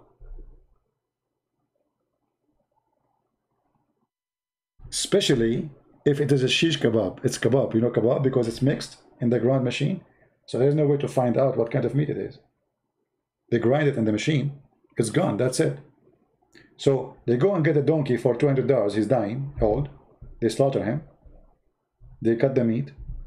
And they say it for you with the beef. They mix some beef with it. You go home, you think you're eating halal food, supposedly, right? It's halal, halal, brother. Yeah. You find yourself in the morning making a sound of a donkey. And maybe a mule. Or even a camel. Right? If you go on YouTube, just to show you, I mean, what a society. What a disgusting society. Decency is their flag. It is their flag. They are decent people. If I type one word in YouTube, just one, you will not believe what you will find. I just typed one word in Arabic. It is ma'laya. And look what you will find.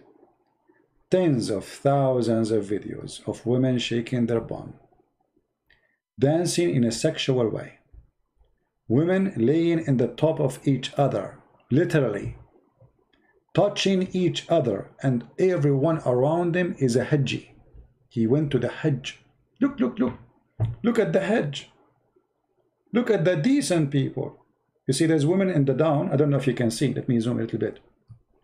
There's women riding the other women. Do you see it? But we have to be honest. They are wearing hijab.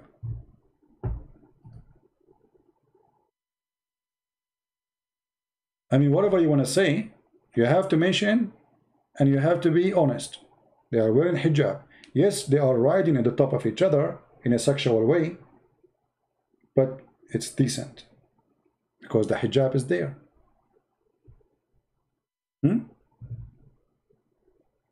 This is Islamic countries. Look at this. Look at this. Look. Look, look, look, look. Alhamdulillah. MashaAllah. And they speak about Western women, Indonesian women, Indian women. Look what they have. Look at this. I mean, I just type one word. I did not even type a sentence.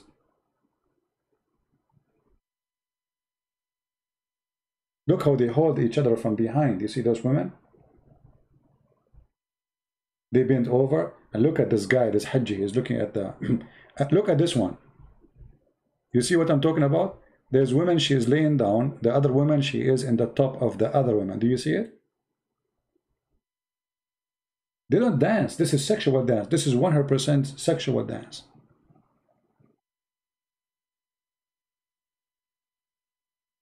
Alhamdulillah. And the funny, if you play the music, you will see it's saying, they are saying Allah, Allah, Allah, Allah, Allah. Allah, Allah, Allah, Allah, Allah. A lot of Allah involved there. Look at this line. Oh boy.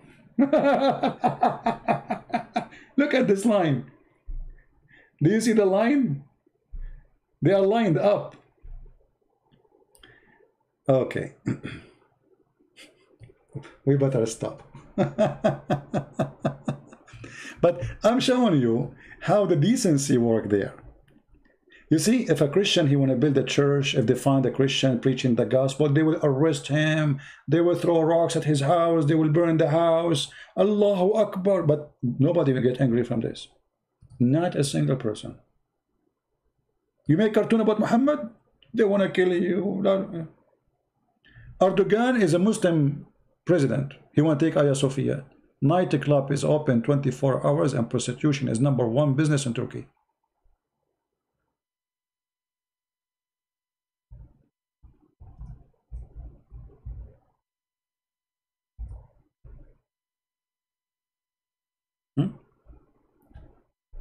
In Egypt, just a few weeks ago, they arrested women for posting videos of themselves in TikTok. Guys, this is a dance in the street in Egypt. This is a dance in the street of Egypt. Do you see it? This is what they wear. I mean, if I play the video, you won't believe it. In the street. But women, they are posting in TikTok 30-second video. You arrest them and they will go to jail for 2 years. 2 years.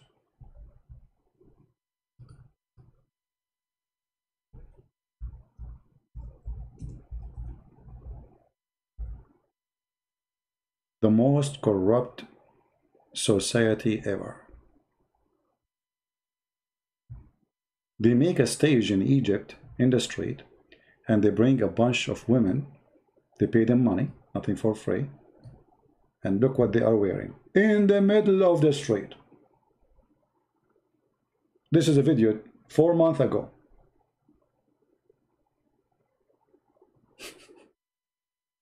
Shall I play it? Hurt your eyes?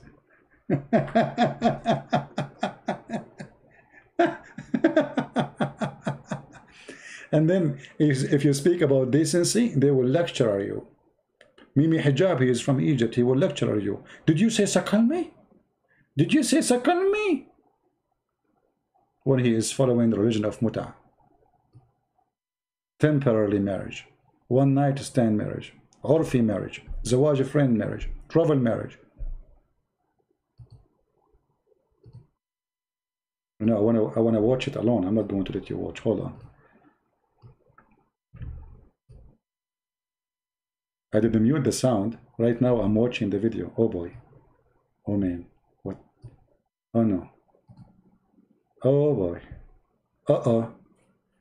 Oof. I mean...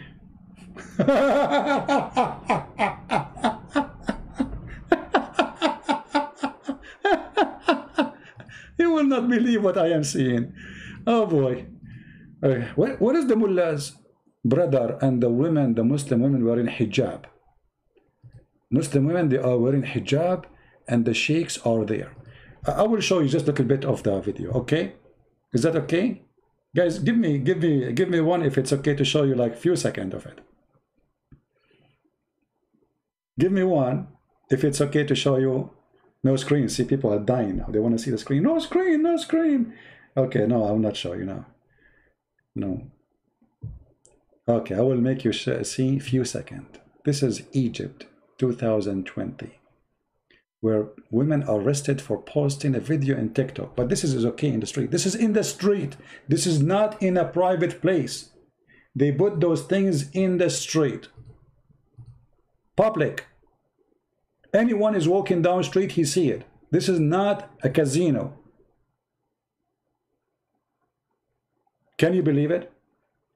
And if you look in the background, you will see the hijab, the Muslim, the Haji, look at Haji, she is wearing Haji there. Well, we want to see the crowd. Show us the crowd. And this is the dance, supposedly. And look at this dance. Look. Okay, that's enough. That's enough. Oh boy. Islamic countries, my friend, are very decent people. A Christian person, he say Jesus is God, they arrest him. A Christian person, he have a church in his house, private prayer. They go to his house, they drag him from the house, they beat his wife and him, they burn the house, they burned it. Actually, they were trying to burn him inside the house too, alive. This is in the street. You can ask any Egyptian, Muslim or not. This is not in a casino. This is not in nightclub. This is not in a private place. They put, like you see in Egypt, every area have like big square. So they put like rags, they hang them, you know, to make like some stage, kind of a stage. They build a stage, they put rags around it, and then they put chairs for public, and people come and join the party. But have you ever heard any Muslim speaking against this? No, they don't. Yeah, even in official wedding, they bring this. Even in wedding, imagine wedding. I mean, in a wedding party, you should be decent. You are getting married. Why you are bringing those prostitutes? Obviously, those are prostitutes. It's obvious those are prostitutes. They are hired for this. And actually, they bring them to, so more people will come and watch. Maybe if there's nobody of those girls there, nobody will come to the wedding party. You know what I mean? Do you remember Harun Yahya, the one who I was getting busted? And the one he said he spoke against me, Christian Prince, he know nothing.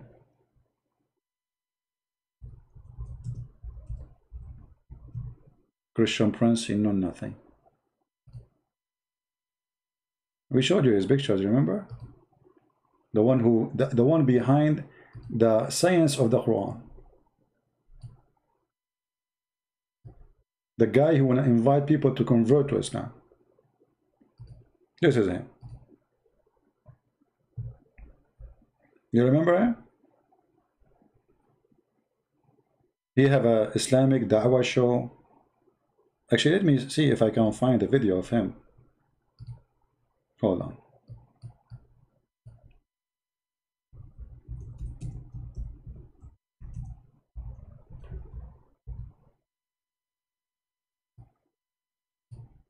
He have a TV station, by the way. He have an organization. He have bodyguards.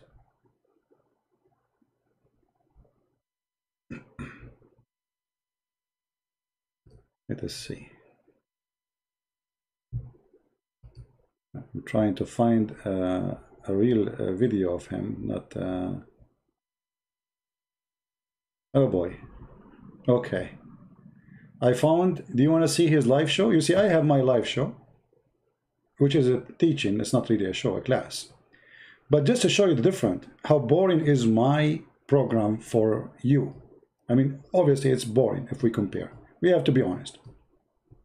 How we can compare this, what you will see in the screen, to my program? I mean, I feel really sad.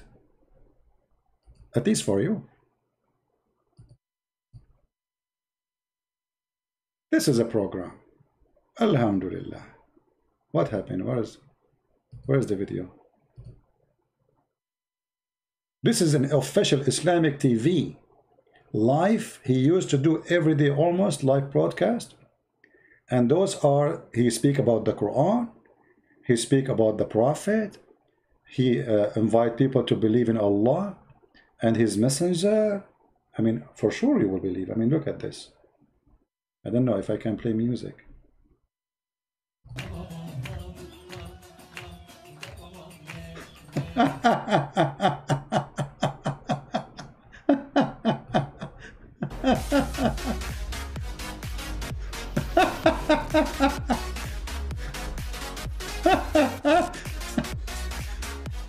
Oh boy. Praise be to Allah.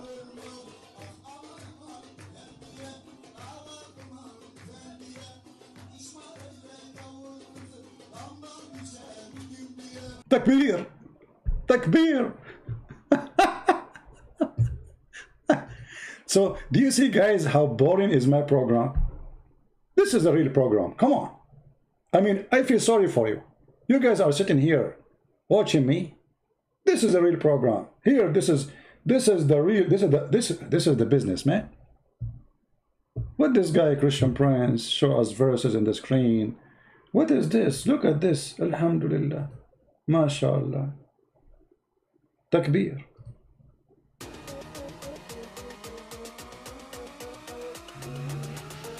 This is, here we go. This is Islam. What I am doing here? Here you will learn yoga. You will learn spiritual stuff. You will praise Allah. And the virgins are waiting for you, even though none of those are virgin, I guarantee you. You know? But, I mean, we have to consider Allah. I mean, yeah. Sitting here listening to me, I feel sorry for you. But come on. I wonder how many people, look, 818,000 saw, this is his official channel, by the way, saw his live program. 800,000 for me. I deleted the video second day. After a few hours from now, I have to delete it. Nobody will report those videos, by the way. You cannot report them. I mean, this is decent videos, not like my videos. My videos are very bad, very offending.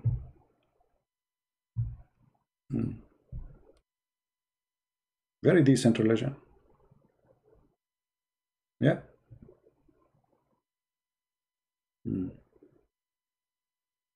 Now you want to convert to Islam? I converted already. What are you talking about? Christian Prince himself, he became a Muslim now. Right now he is going to join the club. I don't know if the girl is still there. Anyway, guys, I think this is enough for now. And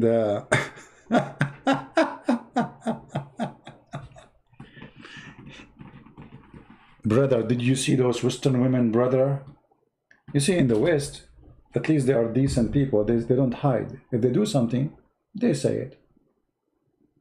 If somebody have a girlfriend, you say I have a girlfriend. If a woman, she have a boyfriend, she say I have a boyfriend. In the Middle East and Islamic countries, they do everything beyond your imagination. But when you speak to them, they are the most decent people ever. Ever. There's a joke, I don't know if I told you this one. There's a guy, he want to get married, you know?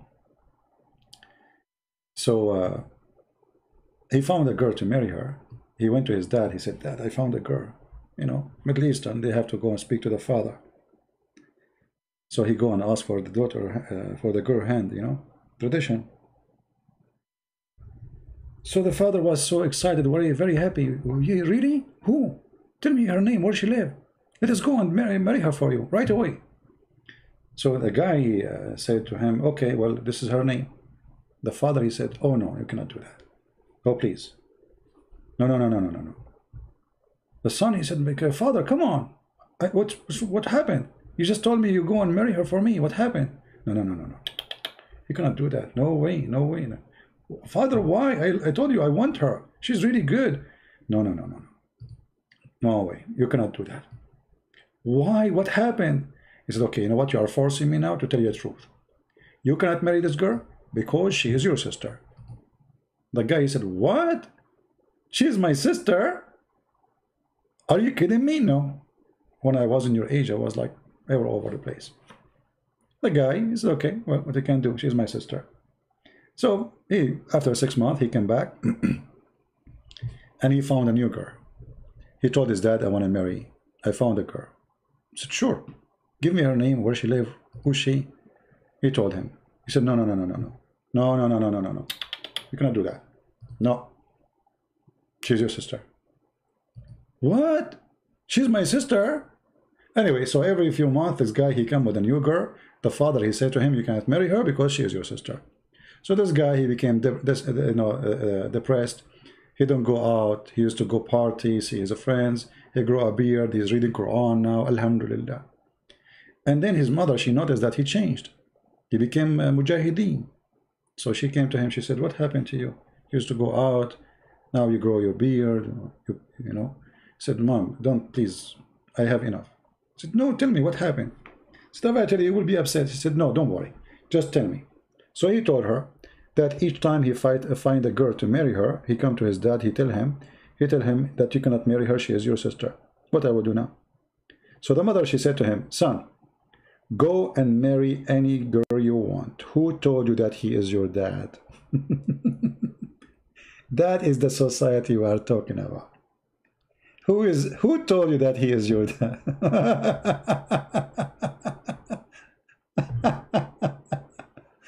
Oh boy. You know, the guy, he was like, this is your sister, this is your sister. But at the end of the day, this is not even his dad. The mother, she is the same as the father. The father is going around, sleeping around, and the mother, she is sleeping around too. So the father, he think he is the father of this kid, but the mother, she knew that he's not. She said to him, go and marry whoever you want. Who told you? No, this girl, she is not your sister. Your father is not your father anyway. Just go and do it. Oh boy. Okay. Go and marry whoever you want. Very decent society. And actually, I'm very disgusted. You see, one of the things I regret in my life is every day I spend in the Middle East. Every single day. Regardless of being with the family and people I love and they love me, but the Middle East is the most horrible place to live in, to grow in. Very horrible. I did not find a place of hypocrisy as much as in the... I don't know about other countries, but I cannot compare really between USA and there. I cannot. Your neighbor is not a friend. Your neighbor is an enemy. He's watching over you, not for your benefit, just to make gossip about you. Anyone, ask any Middle Eastern here. Ask them. Your neighbor is your worst enemy. They fabricate stories about you. They fabricate stories about your daughter. They fabricate stories about your wife. They make up stories. I mean, it is a very disgusting society. Never live there. For me, never again. I have neighbors here. I mean, honestly, very wonderful people. I am not even from their people. I am a stranger. I am a foreigner. I am a Middle Eastern. I don't even speak the English they speak. They are wonderful. One neighbor, he brought me a plant the other one brought me tomato to grow. The other one, he came, he found, you know, I mean, amazing people. I know none of them. Once my car, like I left the light on all night by mistake inside the car. So in the morning, the car did not run. I went to the neighbors. They are not just in front of, like, you know, they are a few houses away in my way. So I saw a woman outside. She's an old woman. So I said to her, you know, do you have like a charger for the battery? She said, oh no, I don't, you know, I wish I do. But if you want, you can go to Walmart, you know. And I never go walking to Walmart because always I have my car. But she said, you can go here, take the street, go straight. So anyway, she noticed that I took the wrong exit. This woman is old. She's an African American woman. So she's really old. She's maybe 80, really old. So she noticed I took the wrong exit. Imagine I was walking, and I walk fast. I don't walk slow. So this woman, I heard a voice from behind me from far away. Stop. Stop. So I turned my face. I found her walking after me. So I came to her. I said, what? She said, you took the wrong exit. This is not the one. Go there. That will make you walk 1 mile more. Imagine how wonderful this old woman is. She's like a grandmother for me. And now every morning I see her, I cannot pass by unless I say good morning to her. I slow my car on purpose just to say hello. She walked behind me almost like maybe 100 meters or so, just to tell me I took the wrong exit. Like, not from here. Those are wonderful people. Whatever you want to say about the American.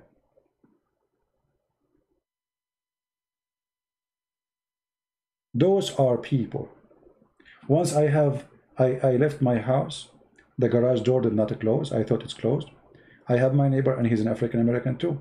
Imagine, guys, he put his chair in front of my garage door, waiting for me until I come back from shopping. I came back, I found my neighbor have a chair in front of my house. I said, what's up? He said, well, you left your garage door open. I was afraid that somebody would get in. I said, well, you can close it, just touch the... He said, I was afraid that if I get in, somebody will say a thief or something. So he cannot leave to protect my house. In the same time, he cannot get in because somebody might think he is getting in to steal something. You believe it? And it was cold. I don't know them. They are not relatives. They don't even have the color of my skin. They don't even speak my language. Those are wonderful people. And that's why I say to you, never be racist. You see, I just mentioned to you two stories. Both of them, they are African American, wonderful people.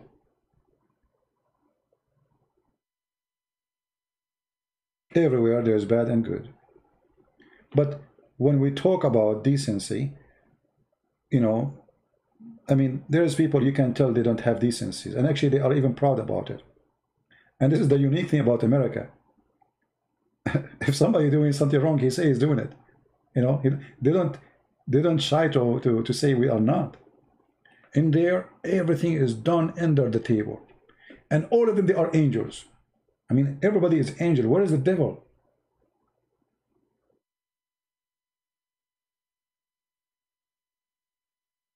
The Muslim, they say to you, in the month of Ramadan, Allah, he put the chains around the necks of shaitan. So once I asked the teacher, I said, well, if shaitan, he is arrested in the month of Ramadan, why the crime is going crazy in Ramadan? He said, you especially, next time when I come here, you don't ask any question, okay? You specifically. I mean, how the shaitan, how all the Satan, not only one Satan, they are in jail in the month of Ramadan. And in the month of Ramadan is the month of rape and killing and stealing. Let me show you the hadith. And the coward, he did not know what to say. He asked me not to ask any more questions. Anyway, who cares? I always ask questions. He answer, yeah. I know he won't answer. I will try to find the hadith.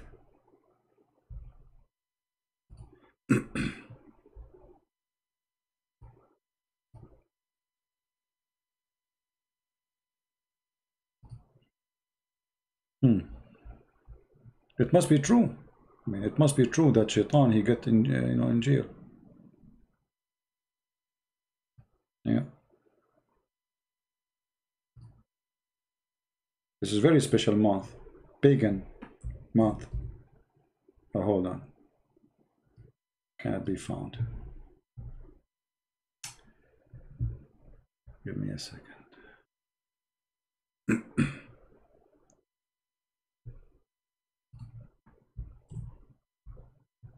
True story.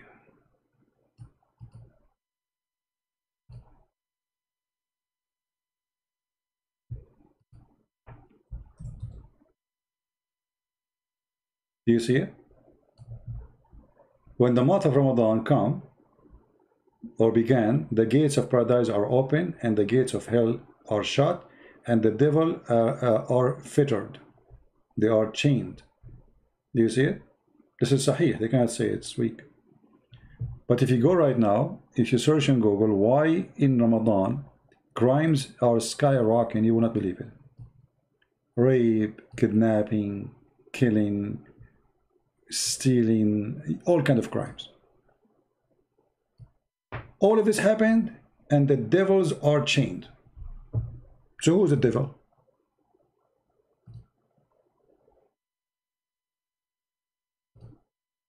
You obviously are blaming the devil for nothing then if you are a Muslim. Right?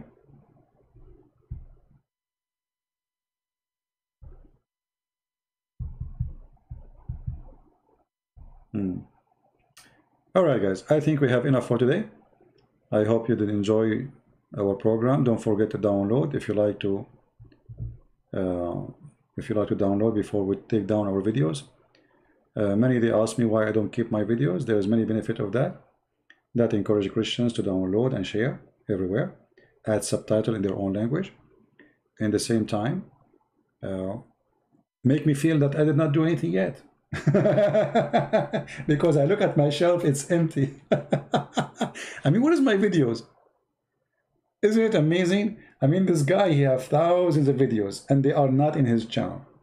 Like, what? Yes, they are not in my channel. I want them to be in your channel. I want you to help yourself and receive the blessing of the Lord by saving the life of somebody. Because when you post a video and somebody is saved by that video, you receive the blessing because now this is your work. When you add a subtitle in your own language, in your own country, and people, they watch it and they learn from it, and you never know who you save, you receive the blessing.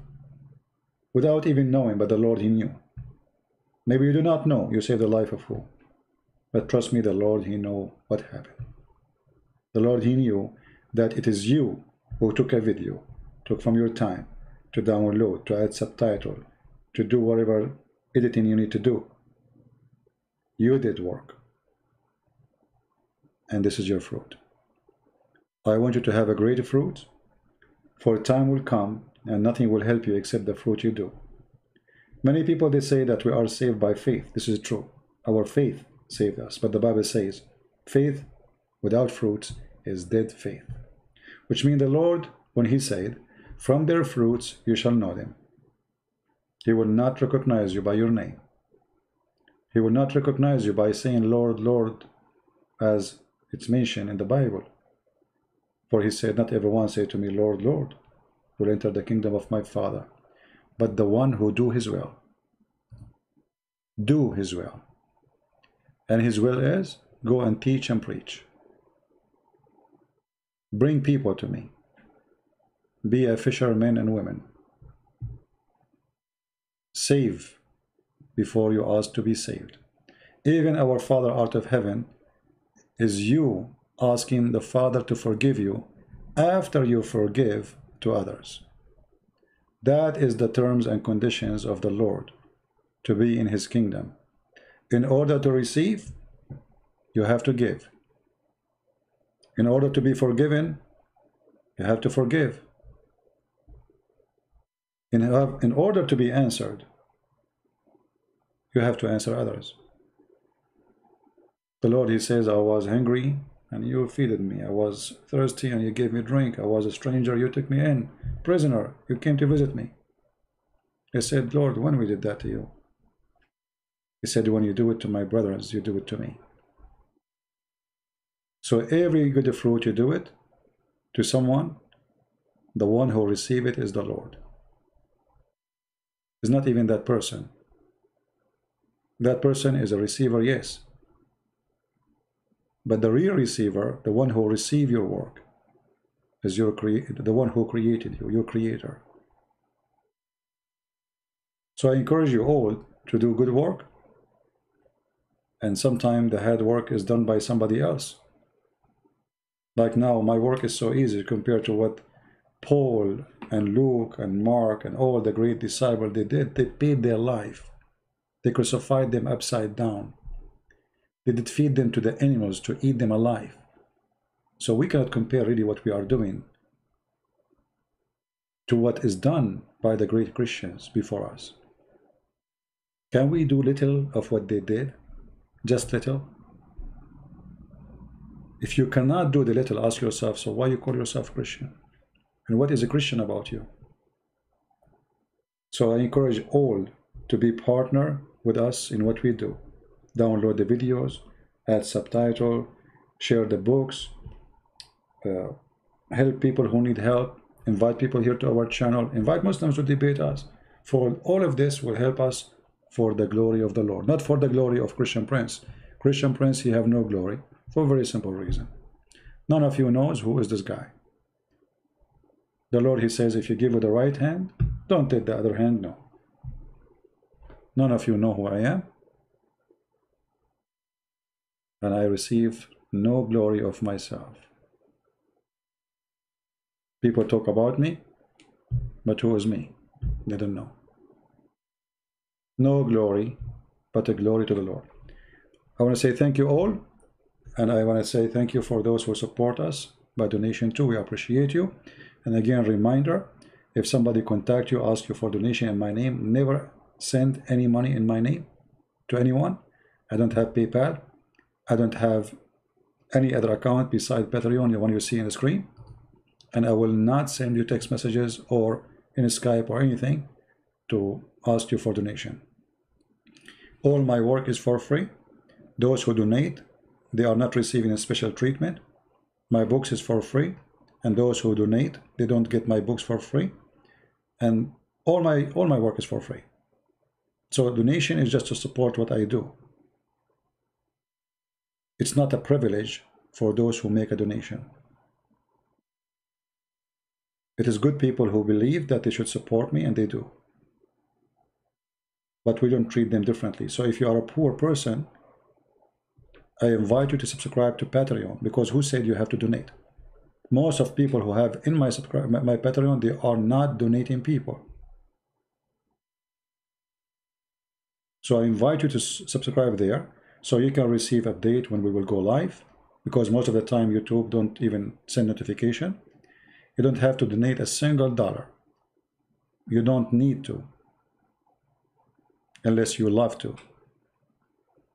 Our work is open for all, and I love you all. The poor, the rich, the one he have, and the one he don't have. We are a family, and we are not a business. Thank you for being here. May the Lord bless you. Until we see you soon again. Christ is Lord. Islam is false. And thank you very much. Take care.